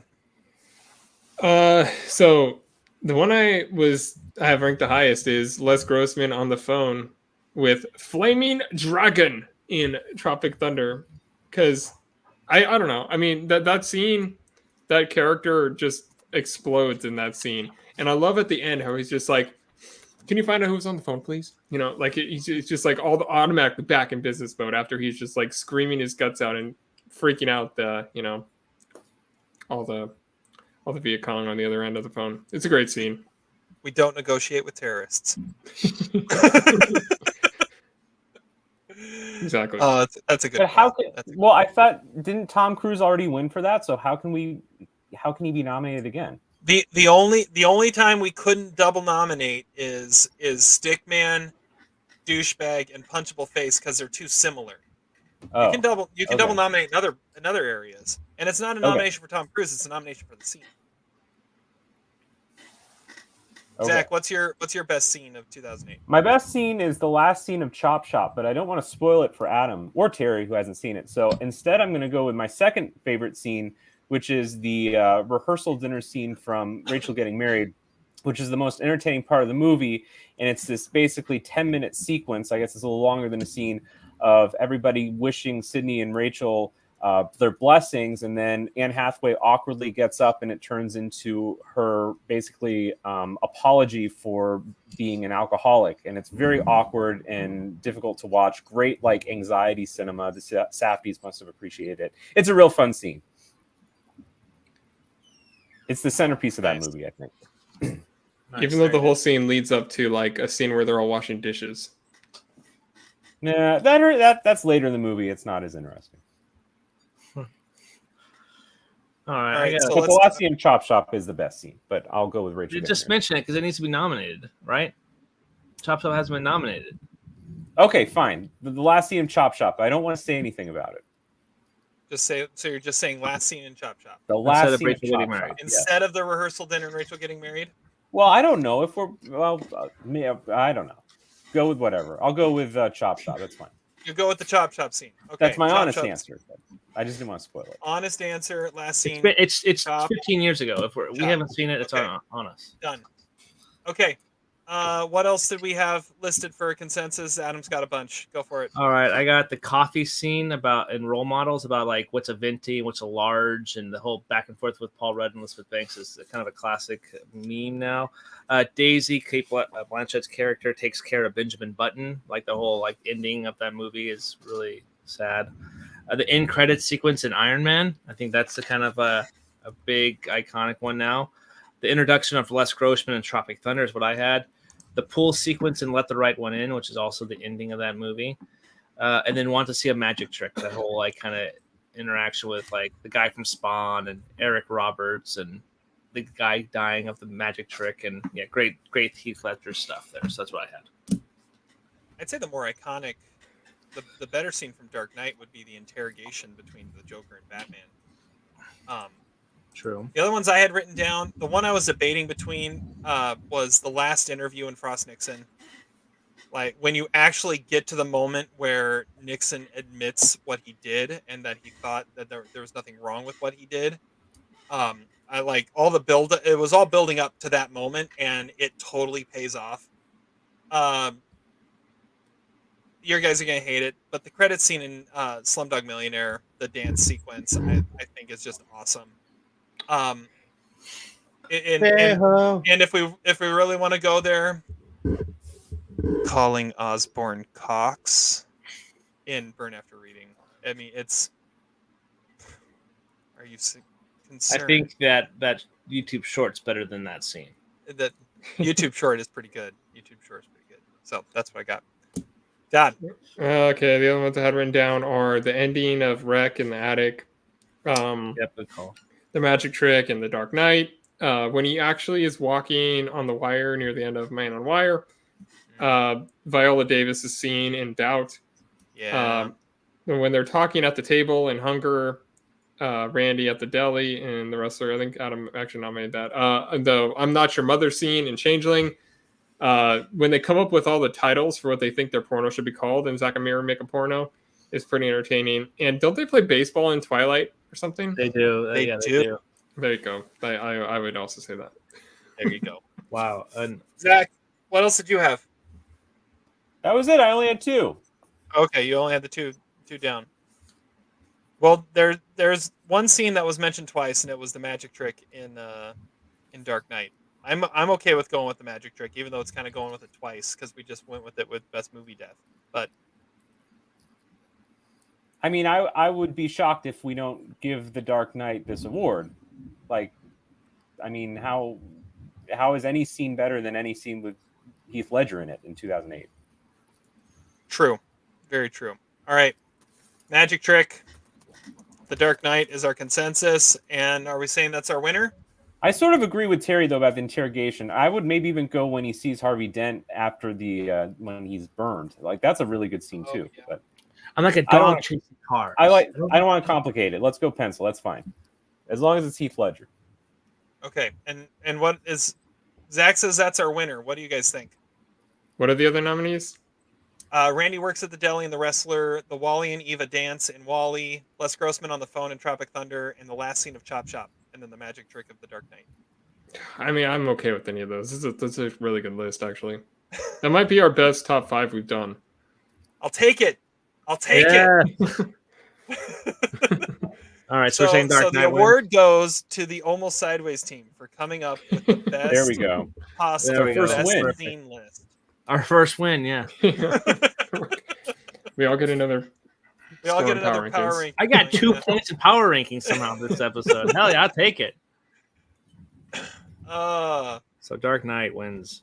Yeah, are we going Dark Knight? I mean, that's 2 in a row for the exact same scene. But it's so good, though. There's so so much good. going on. You clearly are a fan of this scene. Done. Here's his card. It's a Joker card. It's Magic great. trick. Oh, and then Terry goes out. Meeting topic. Yes. Here we go. Is it coming up? Nope. There we go. Hold on. Oh. Wait. It was on there for a second. It was on there. Sorry. I kind of stalled for a second. Highest war performance. For those that don't know, war is a sports term for wins above replacement. Basically, the most irreplaceable actor or actress of 2008 is what we're looking at here. So the highest war performance. It is, to me, first. Okay.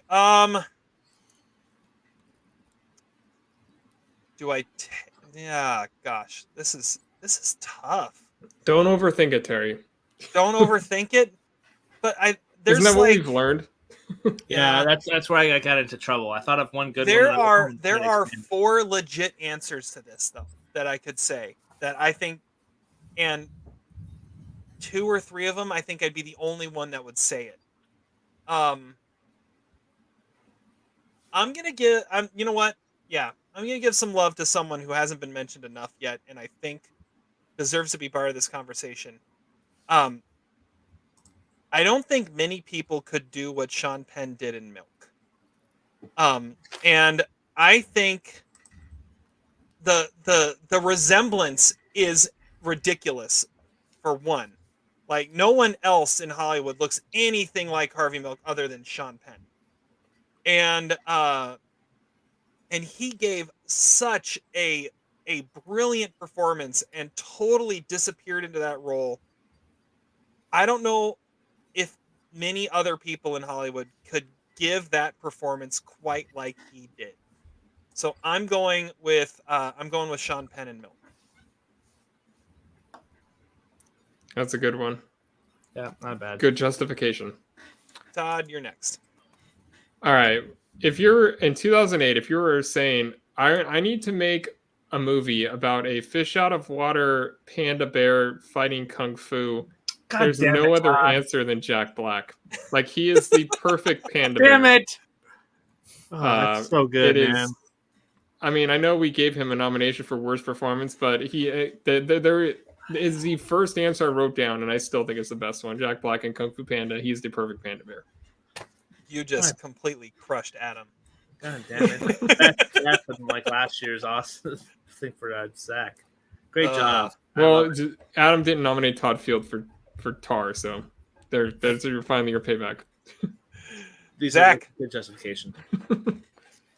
I mean, the answer has to be Clint Eastwood for Gran Torino. I mean, who else says the line, "Get off my lawn"? That is now his line. No one else could say that again except Tom Hanks today. But I think that's Gene Hackman. I thought you were going to say Eugene Levy. That would be funny. Well, that would have been weird, but yeah. I think Gene Hackman could have played that role. I think it's his most iconic role in many ways. So I think it has to win highest war. And Bean V is very good in the movie too, or whatever his name is. V Bean. Adam, now that Todd took your pick, B-Vang. Well, I realized that my other pick was like a sequel to a movie. That doesn't make any sense. So we're not doing. Sorry, Ron Perlman, we're not doing you. So I think we mentioned this movie as an underrated one before. It's a good one. Like I can't picture anybody else playing Samuel L. Jackson's character in Lakeview Terrace. Like that is such like a perfect casting for that film. Going up against Kerry Washington and Patrick Wilson there. Samuel L. Jackson's like brilliant in that movie. And that movie doesn't get enough love at all. Like I've seen it a couple times. I need to go back and revisit it because it is an extremely solid film. And Samuel L. Jackson's is brilliant. And it's just like eating up every scene, like just doing his charisma and his smug and his vulgarness. It's great. Samuel L. Jackson, high war. But he's only played a cop about 130 times in movies. Yeah, he should be disqualified from this category. I mean, you could say it for every single performance he has. That should be like me with Fargo. It shouldn't be allowed. Highest war except Samuel L. Jackson. Fine, you want me to? I can shuffle. I can shuffle. Now what's done is done. It's on the board. It's done. It's on the board. It's a good pick, though. It's a good pick. He's great in that movie, but he plays a cop in every movie. True. Which is why he's so irreplaceable. I mean, well, that's why he's not going to win. But that movie needed to be mentioned. All right. So some other ones I had written down. I think one that has to be mentioned here is Heath Ledger in The Dark Knight. I know other people have even won Oscars for playing the Joker, but yeah, that's true. And Everything Razzie just like fails in comparison to Heath Ledger. Did he win a Razzie for that, Jared Leto? Well, you should have. I don't know. Just thought it was funny. I think Mickey Rourke in The Wrestler is worth mentioning here. One of the other ones that I was thinking of mentioning that I was going to be the only one that was potentially going to mention. Can anyone else really play Tony Stark than Robert Downey Jr. for Iron Man? John Malkovich. It would have been weird if Tom Cruise did it. Maybe early 90s Michael Douglas. That would have been about the right. Yeah, but I don't even know if he would have the right. I don't know. Maybe it's something where it's become so iconic that Robert Downey Jr.'s persona just kind of became Tony Stark. But you guys two hear other the ones. Theory that Nolan made Oppenheimer as an apology for creating superhero movies? Like Robert Downey Jr. was cast because he's supposed to represent his role as Tony Stark, and Nolan is like Oppenheimer, and he's on trial because he started something so terrible and evil. I thought that was a great theory. I like it. He has to pay for the sins of his past. That's why Barbie got released the same day because Warner Brothers reps was upset with Nolan for not coming back for another one. Yeah. All right, two others I have written down. Amy Adams in Doubt, especially at that time, there was no one who could play the naivete of that character quite like Amy Adams. And I am so disgusted that there has not been more love for The Visitor. But Richard Jenkins, no one plays a sad sack quite like him, and him in The Visitor is just brilliant, and no one else could have really done that quite like he did. So William Hurt in the 80s. Yeah, no one else in 2008 could have played that quite like he did. All right. Was it Richard Jenkins? Was he in Step Brothers or was he in Pineapple Express? Step Brothers. He was in Step Brothers. He was the dad, wasn't he? He was the okay, dad. so Pineapple Express was Ed Begley Jr. Oh yeah. Ed Bagley, friend of the podcast. Yes, he is. Avid listener. He's one of the 4 people watching right now, actually. All right, the ones I had written down were Benicio del Toro and Che, of course. Without seeing that, I could probably sign off on that. Mickey Rourke and The Wrestler. I mean, honestly, if you're gonna have one scene and get nominated for an Oscar for it, I think Viola Davis in Doubt has to be pretty high up there. Not necessarily because of characters, because I mean, she did it. Mila Kunis in Forgetting Sarah Marshall will be my first mention of that movie, because there's nobody quite as like cool and sexy as Mila Kunis is, and like that character is pretty hard to replace. And Penelope Cruz and Vicky Cristina Barcelona, because that character fits her like a glove. I was going to go with Diane Wiest in Schenectady, New York, because she's supposed to look like Philip Seymour Hoffman, and she kind of does. That's true. Kind of does. It's kind of a when I really watched good it for the resemblance. first time. She kind of pulls it off. It's pretty good. Is that all you got? Jesse Plemons, I guess, could have played that role too, so maybe it's not a great high war performance. Valid point. If anyone needs to play Philip Seymour Hoffman, you can go with. But it wouldn't have been one of his women, though. That would have been weird. Yeah, that would have been weird. Adam, what else did you have? I got Abigail Breslin and Definitely Maybe. I think that she's, for child actors in that time frame, I think that can't go better than her. Mickey Rourke for The Wrestler, Nathan Fillion for Dr. Horrible's Sing-Along Blog, which is not necessarily a full-length movie, but it's like 58 minutes or something close to it, but it's pretty good. He plays Captain Hammer. And Ron Perlman for Hellboy 2, but he already was in the first one, so it doesn't count. And he's been recast. Horribly. Hellboy, underrated movie. Hellboy 2. All right. I heard Mickey Rourke 3 times as we were going through our other mentions. So, Mickey Rourke. I kind of like Viola Davis though, because Penelope Cruz for The Winner that got nominated, because that's what we did for Michelle Yeoh as well. Kind of like that pick though. Oh yeah, that's a valid point. I don't know, but Mickey Rourke too. He won. Did not win. Or no, he should have won. He won the Indie Spirit Award. Right. You won the BAFTA Spirit and the Golden Globe. Thank Eric Roberts, as we talked about earlier. If only he did the WrestleMania moment, he would have probably won. So this would be Mickey Rourke's 3rd nomination in this awards show. That's true. Actually, I forgot to mention one. Todd Plucknutt on the Almost Sideways deep dive review of The Wrestler, when he went and did deep research of the New Jersey parking meters. That is a good point. Is that a 2008 product though? No, it was not a 2008 product. But still, it's about a 2008 movie. So that's why. All right, we're going Mickey Rourke. Okay, there we go. It's done. That'll be all right. So our nominees are Sean Penn for Milk, Jack Black for Kung Fu Panda, Clint Eastwood for Gran Torino, Samuel L. Jackson for Lakeview Terrace, and Mickey Rourke for The Wrestler. Jack Black. Yeah, it sounds like 2 of us had Jack Black number 1. It's Jack true. Black. Are we going? You okay with that, Zach? I just wanted to hear what Mickey's acceptance speech would be, but Jack Black is fine. Have you seen Kung Fu Panda, Zach? I've never seen Kung Fu Panda, no. Not really my demographic. But you can imagine how Jack Black would be a great panda bear. I mean, sure. Panda looks like a panda. Apparently, it was a rebound role from Tropic Thunder, but well, he was in Be Kind Rewind too. He had a great year. All right, so our winner of Highest War, and so worst performance and Highest War of the year. Jack Black. We have Jack Black. Well, he didn't win worst performance, but he wins highest. 2 nominees. Nominations. Honestly, of the ones we nominated, that might have been like the lowest, but I don't know. For me, really, I don't know.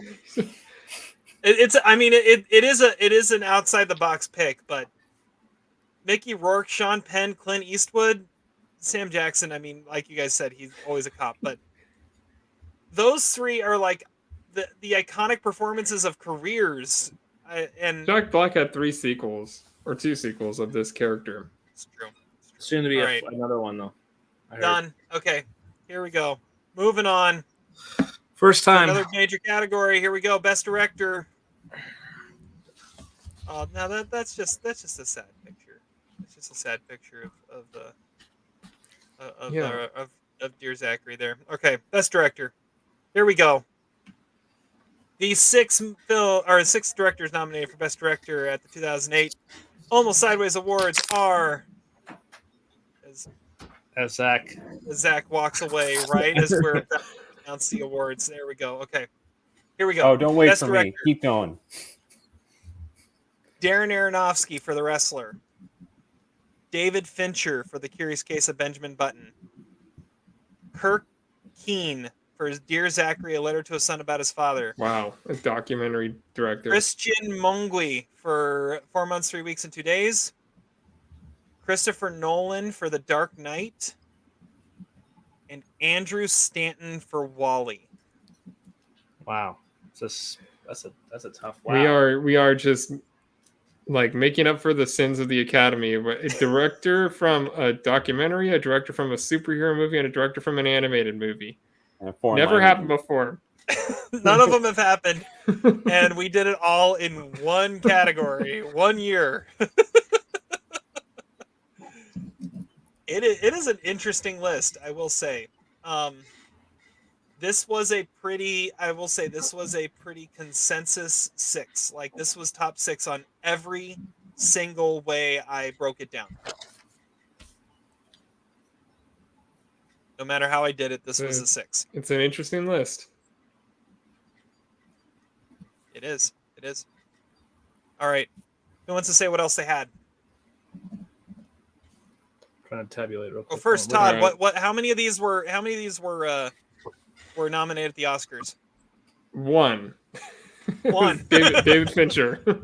Fincher was the only one that was nominated at the Oscars. The others were the Best Picture nominated movie directors, which were Ron it was Howard, 5 for 5, Stephen Daldry, Danny Boyle, and Gus Van Sant. Gus Van Sant. There you go. All right. So my list was ones that weren't mentioned. Jon Favreau for Iron Man, Danny Boyle for Slumdog Millionaire, James Marsh for Man on Wire, the Coens for Burn After Reading, Thomas McCarthy for The Visitor, and Bryan Singer for Valkyrie. I love that movie. You went all in on Iron Man, Terry. Jeez. I did. I really did. I had Ramin Barani for Chop Shop. It was my number 2, actually. Fatih Akin for Edge of Heaven. Kelly Reichert for Wendy and Lucy. Tarsem Singh for The Fall. Mike Lee for Happy Go Lucky. John Patrick Shanley for Doubt. Laurent Catet for The Class. Nice. I went Tomas Alfredson for Let the Right One In. Martin McDonough for In Bruges. John Patrick Shanley for Doubt. Courtney Hunt for Frozen River, and Matt Reeves for Cloverfield. I had Ari Folman for Waltz with Bashir. That was actually my number 2. Then I had Clint Eastwood for Changeling, Martin McDonough for In Bruges, Tomas Alfredson for Let the Right One In, Jaime Balaguer and Paco Plaza for Wreck, and Steven Soderbergh for Che. So not a lot of overlap for me and Zach on our actual list here. Yeah. All right. So yeah, once again, our nominees: Darren Aronofsky for The Wrestler, David Fincher for The Curious Case of Benjamin Button, Kurt Keane for Dear Zachary, A Letter to a Son About His Father, Christian Mungui for 4 Months, 3 Weeks, and 2 Days, Christopher Nolan for The Dark Knight, and Andrew Stanton for Wall-E. All right, next category. We've got 3 more to go. Almost done. Best Ensemble Cast is our next one. Now, this one, we debated on how to do this. Should we treat it like a major category? Because honestly, it probably should be at the Oscars, but it's not. Instead, we're going to nominate and do the stuff we normally do with the other stuff. So that's what we're going with. Ensemble Cast, we are to Todd first. Okay. I mean, I'll take the easy one. It's Doubt is one of the great casts that I've ever seen in a movie. It's every actor gives probably one of their 5 best performances in the movie. It is, I mean, everyone works together really well. It's, they all got nominated basically, and they all deserved it. I mean, it's an incredible cast. So Doubt is my pick. It's a great pick. Good pick. Zach. It's a good pick, but there's really only 4 characters in the movie. I went with Todd's favorite pick, which is Burn After Reading. I mean, we've said all the reasons why we love it. It's hard to imagine anyone else in those roles. It's perfectly cast. That's the best part about the movie, so it has to be picked. All right, Adam. Well, 2 of mine are already off the board. I don't know. I don't want to. We all like the best ensemble at the Screen Actors Guild was Slumdog. So there's I believe that was. For the record, I have Burn After Reading ranked my number 94 of 2008. Like this is a patently absurd. It's only been nominated 4 times. This is its 4th nomination. It got the 2 supporting actors, original screenplay, and now this. That's all it's got. Our deep dive helped its reputation over time. It totally did, but we could have any 2008 movie, and it probably would have done similar. Good call. Probably not Slumdog Millionaire or The Reader. That's probably not 7 Pounds either. You know what? I'm just gonna go with. I think the film is. God dang it. You know, we have some serious, like, I don't know, we have a comedy already up there. Let's just go with, we're going to go with Benjamin Button. I think Benjamin Button is a really good cast, a lot of good, like, side character. I love Jared Harrison there, Blanchett. Tilda Swinton didn't get enough love on that supporting actress list either. You know, and then, Taraji, Mahershala Ali, and then Brad Pitt, of course. A really good cast of characters there. So, go with him. All right. Crap. That is messed up your list. No, you didn't.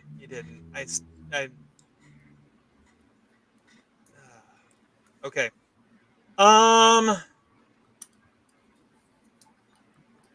Man. The Dark Knight. That's what I'm going with.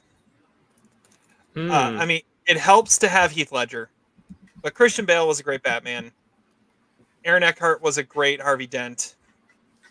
Even though I mentioned last week that I prefer Katie Holmes to Maggie Gyllenhaal as Rachel Dawes, she's still admirable in that performance. I mean, for being a superhero movie, it's got a great ensemble cast, and you have one of the greatest performances of all time with Heath Ledger as the Joker in there. You mentioned your boy Nathan Campbell. Nathan Gamble's in there as well. He is. Who plays his mother? Isn't it somebody famous? I don't remember. Let me look. I'll try and figure it out. I don't remember who it is, but I'm pretty sure it's somebody really good. All right. So what's the 5th? The other one I was debating between was that and Tropic Thunder, but I would feel really weird saying Tropic Thunder after I nominated one of its actors for worst performance. Yeah, that'd be good. And honestly, it was more the character was, I don't know, the character didn't work more than the performance didn't work. So 4 of my movies got nominated here. So I had Forgetting Sarah Marshall there, Slumdog Millionaire, and then Tropic Thunder also is what I mentioned. I had Slumdog on the list as well. It's got some great child performances in it. I also nominated a couple of the actors from it in different categories. So, how is Burn After Reading your number 94? That's the bigger question. It's number 94 out of 177. That is absurd. It's like I said, it's a borderline 3-star movie. It's right there, 3 stars, 2.5 stars. It always has. I haven't even seen 94 movies. I've only seen 84 that year. It's all over 100, like 106 now. The other ensemble casts, I was thinking, wait, we have our 4, right? Yeah. We have her for Doubt, Burn After Reading, Curious Case of Benjamin Button, and The Dark Knight. Okay, so the other ones, I had Tropic Thunder ranked number 2. If we were going to submit this, basically, I'll just read my list. I have Synecdoche, New York, number 3. The Wrestler, number 4. Ballast, number 5. Snow Angels, number 6. Milk, number 7. Stop Loss, number 8. Changeling, number 9. Okay. Yeah, the Zach, only one what I else would did you have mention would be Rachel getting married. I was hoping Adam was going to say Stop Loss. Like that, I think that absolutely deserves to be on this list, but Yeah, that's one that definitely should be. Especially I nominated 2 of them. I had Abby Cornish on my supporting actress list for a while too. And then you got really good cast. Yeah, I would be petitioning Stop Loss because you guys should definitely see it. I mean, we've both mentioned, or 2 of us have mentioned Tropic Thunder. I'd be good with that. yeah, I mean, it's a big cast, and it's like a cast that really gets along. You could tell, like, they have really good chemistry together. We haven't even mentioned Matthew McConaughey in that movie at all. Matthew McConaughey, yeah. TiVo. And honestly, if you've got a project that's able to get that out of Tom Cruise, I mean, could anybody else but Ben Stiller ask Tom Cruise to do that and he say yes? Stanley Kubrick. Kubrick, yeah, potentially. Zach, did you have any others you wanted to throw out there? Yeah, Rachel getting married. Oh, Rachel getting married. Okay. All right. Are we good with Tropic Thunder as our 5th? The Jack Black gravy train is rolling on. Was not expecting that for the 2008. He had 3 movies. He did, and they've all been mentioned now. Who's winning? I will say I'll go with Todd and say Doubt. Yes. I actually rewatched that. I got to win. I got a head start knowing the nominees ahead of time. I got a head start in trying to watch some of the ones that have gotten nominated again that I don't remember that much about. And Doubt just blew me away with the performances. It's so good. Yeah, Doubt hasn't won yet. That's very deserving. Yeah, good, great movie. All right, Doubt. Are you good with that, Zach? Yes, of course. Okay, Doubt. Best ensemble cast done. Do you guys think that we should do this or well, that's an off-topic conversation? Never mind. Here we go. Quote of the year. We always end with quote of the day. Quote of the year. Well, we saw the best picture. We usually end with quote of the day, but we're gonna go quote of the year and then we'll end with best picture. This is the one time Adam chose to throw Burn After Reading onto the thing. It's good stuff. Obviously, yeah, okay. All right. So quote of the year. Who goes first here? Let's see here. I think it's Zach. Zach, your first quote of the year. I didn't realize this was supposed to be about the year 2008. I thought this was about this podcast, but I think it applies to both. It comes from Christopher Orr from the New Republic, his review of Happening. And he says, "It's an astonishment so idiotic in conception and inept in execution that after seeing it, one wonders whether it was real or imagined." Which is how I feel about this podcast. Certainly is a quote. That is a quote about a 2008 film. We'll take it. Sure, why not? We'll just chalk it up to that's a Dark Knight quote, right? That's what we'll just chalk that up there for a nomination. Adam, you're next. Oh my goodness. Well, dang, there's a couple good ones here that I thought of. My quote of the year will go to Forgetting Sarah Marshall. It's from Jack McBrair's character. "Let me just say, if God was a city planner, he would not put a playground next to a sewage system." Beautiful. I thought you were going to sing a verse from Inside of You. That would have been... Well, you made my decision for me because I had 2 quotes. One of them was Forgetting Sarah Marshall. So I'm going with the other one, which is going to make Todd so happy. It's from Burn After Reading. But I think I'm picking it because I think it's a perfect one to describe this podcast. It comes from one that I thought of nominating for Best Minor Character, J.K. Simmons. He just simply says, Let me know when, I don't know, it makes sense. And that's how I feel about this podcast. So that's what I'm going with. All right, redeem us, Todd. That's these are some banger quotes, man. Well, the one I'm gonna say, which I've remained consistent, that I think this is one of the best quotes, or at least the best quoted line or whatever in a movie that I've seen in a long time, which is from The Wrestler in the last scene when Pam says to Randy the Ram, "I'm here. I'm really here." That is like the most emotional maybe I've ever been watching a movie in the theater. So that is my quote. I think he was thinking of Loki when he delivered that line. Could be. All right. Poor Loki. So we've got a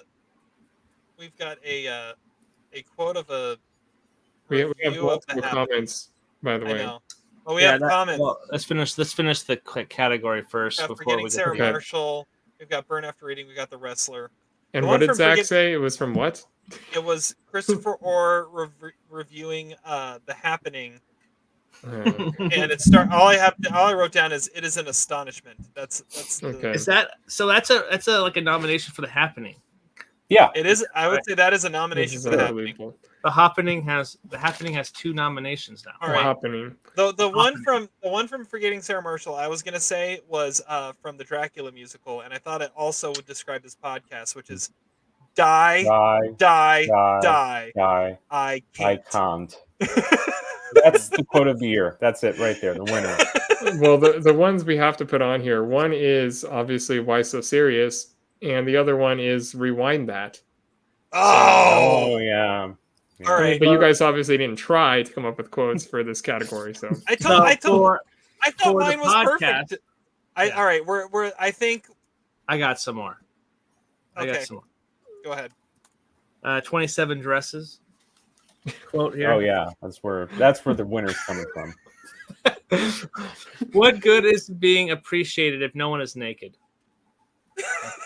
There's that Benjamin Button. That's good advice. Our lives are defined by opportunities, even the ones we miss. The Dark Knight is you either die a hero or live long enough to see yourself become a villain, or overused podcast. The Dark Knight also, if you're good at something, never do it for free, which is the Joker's advice. That's a good one. And then Rambo, live for nothing or die for something. And then also The Wrestler, I'm alone and I deserve to be alone. I just don't want you to hate me. That's the one. Yeah. All right. I think our consensus has to be Rewind That. Rewind. No random quote do we quote more than Rewind That. From a movie that nobody's actually seen. Yeah. It would be the Why So tagline Serious? for our podcast. Why So Serious is definitely probably the most iconic quote of the year, but well, people tried to talk like that after they saw the movie. Like, I mean, I remember everyone talked like the Joker because of that. But yeah, I mean, Rewind That. It should be our number 5. Like that should. Yeah, and I think come that up has with to better be. ones. I think that's the winner. Yes, sure. I mean, wow, Vantage Point wins. Right? That's. I mean, Vantage Point, The Wrestler. I think it's Vantage Point. Ouch. So the winners of the quote of the year so far are You Told Me Not to Think and Rewind That. Those are the winners. Keep it simple, stupid. Keep it simple, stupid. Okay. We have one more category. Oh, here we go. Look at.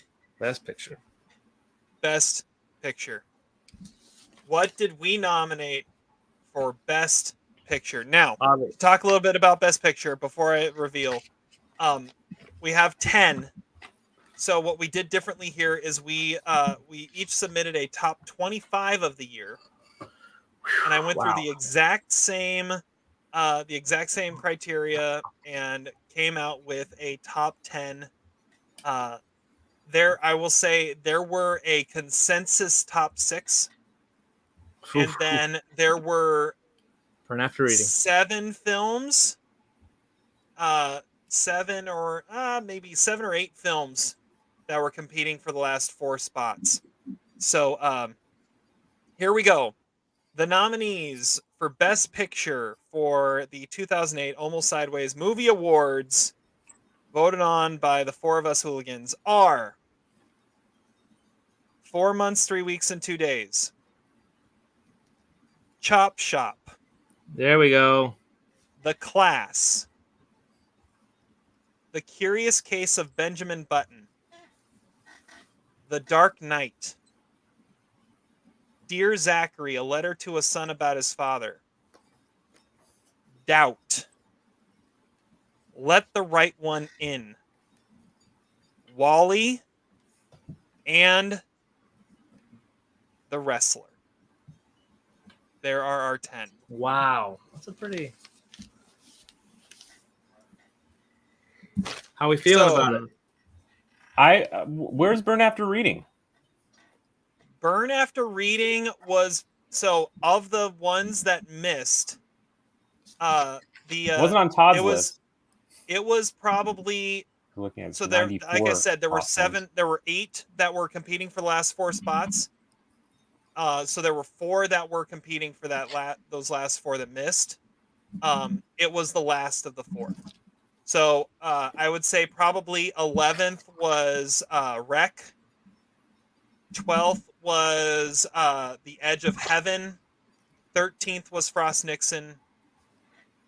Actually, 14th was Milk. 15th was Burn After Reading. Probably how it would go. Well, at least all the 10 of these were on my top 25. That's nice. So Todd, how much overlap do we have with the Best Picture lineup at the Oscars? One. We have one overlap because the other unbelievable. Ones were... It's the one that like nobody really considers anymore.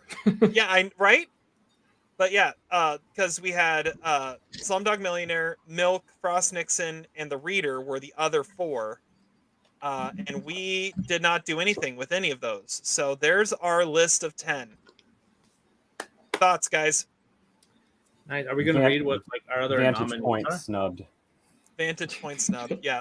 Are we going to go through our top 25? Let's do it. Might as Should well. we do it? Yeah. We came this far.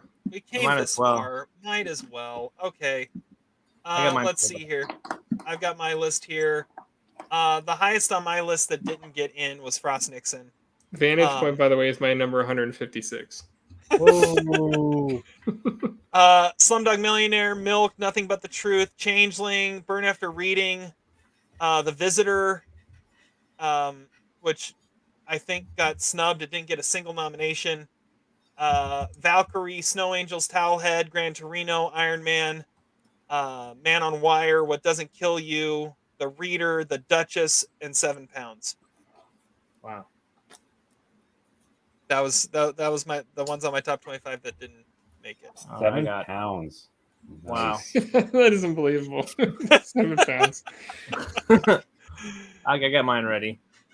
All right, go for it, Adam. My highest was In Bruges. Didn't get the Best Picture now. What number was that? 8. Oh, wow. So you had some good. Yeah. So Hellboy 2, Slumdog Millionaire, Diary of the Dead, Frozen River, Gran Torino, Milk, Iron Man, Wanted, Burn After Reading, Under the Same Moon, Tropic Thunder, Record, Forgetting Sarah Marshall, Stop Loss, Changeling, and Cloverfield would round out my list. I have Pineapple Express, Taxi to the Dark Side, 35 Shots of Rum, Frost Nixon, Waltz with Bashir, The Duchess, Gran Torino, Definitely Maybe, The Fall, Burn After Reading, Home, Rachel Getting Married, In Search of a Midnight Kiss, and Happy Go Lucky, and Wendy and Lucy. So wait, what was So was Let the Right One In nominated? Yes. Okay. So then the ones my number 4 is Wreck, and then I have What Doesn't Kill You, Diary of the Dead, Waltz with Bashir, Bigger, Stronger, Faster, Snow Angels, In Bruges, Eden Lake, Changeling, Synecdoche, New York, Milk, Ballast, Tropic Thunder, Happy Go Lucky, and The Edge of Heaven. All right. There we go. Once again, one last look.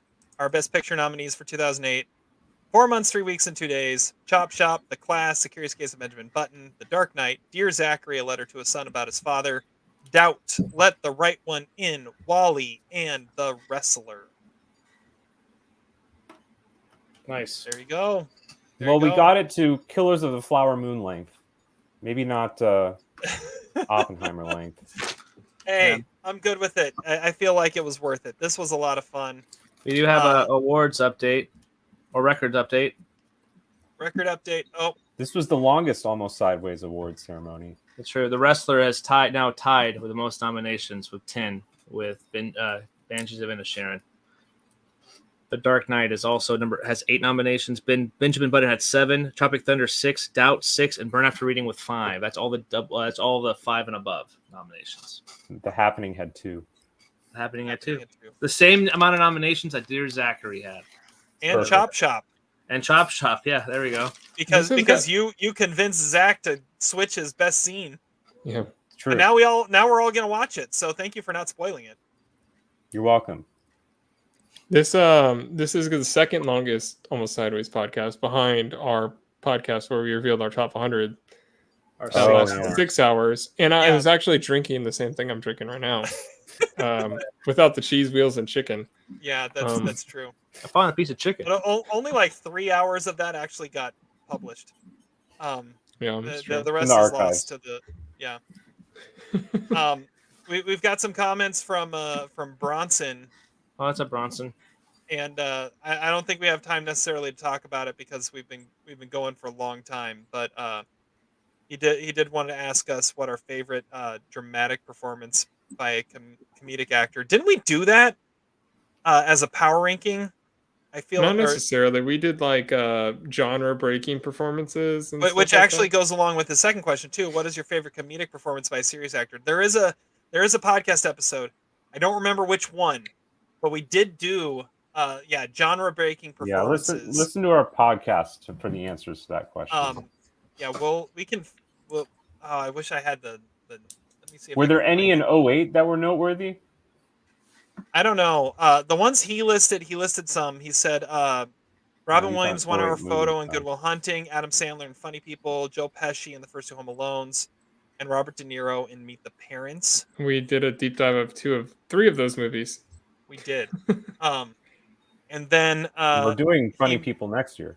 He had one more comment for us that said Adam Sandler made 2 movies in 08. You Don't Mess with the Zohan came out in June, and Bedtime Stories came out in December. I've never seen Bedtime Stories. I've saw Bedtime Stories, but I have not seen Zohan. Let me. It's not really a flex, bro. Do a search. It's not a flex. No. See if I can find what episode he can look up to find our lists. So technically, Colin Farrell is still in play for 2 wins. Episode 53 is when we did our power rankings of genre-breaking performances. Well, you guys was that just acting, or I know we did one that was similar later, but I can't remember. I think it was just acting. Spoiler alert: my number 1 was Tom Cruise in Tropic Thunder. Emily Blunt and John Krasinski in The Quiet Place. You're like, John Krasinski, it's a great play. Emily Blunt, not so much. That's an Adam pick. Yeah, that's not so all right. Well, thank you guys so much for sticking with us for all of this. I think we were saying, Todd, August 20th, 3 weeks from today, we will be reviewing or revealing our winners for the major categories as a part of one of our other podcasts. So the 4 of us will be on for that, to do that. This has been a lot of fun. Thank you guys so much for sticking with us. Like I said, we will catch you next time. Until then, have fun watching movies, and we'll catch you on the flip side. Let's do it one more time. Good evening, ladies and gentlemen. We are tonight's entertainment.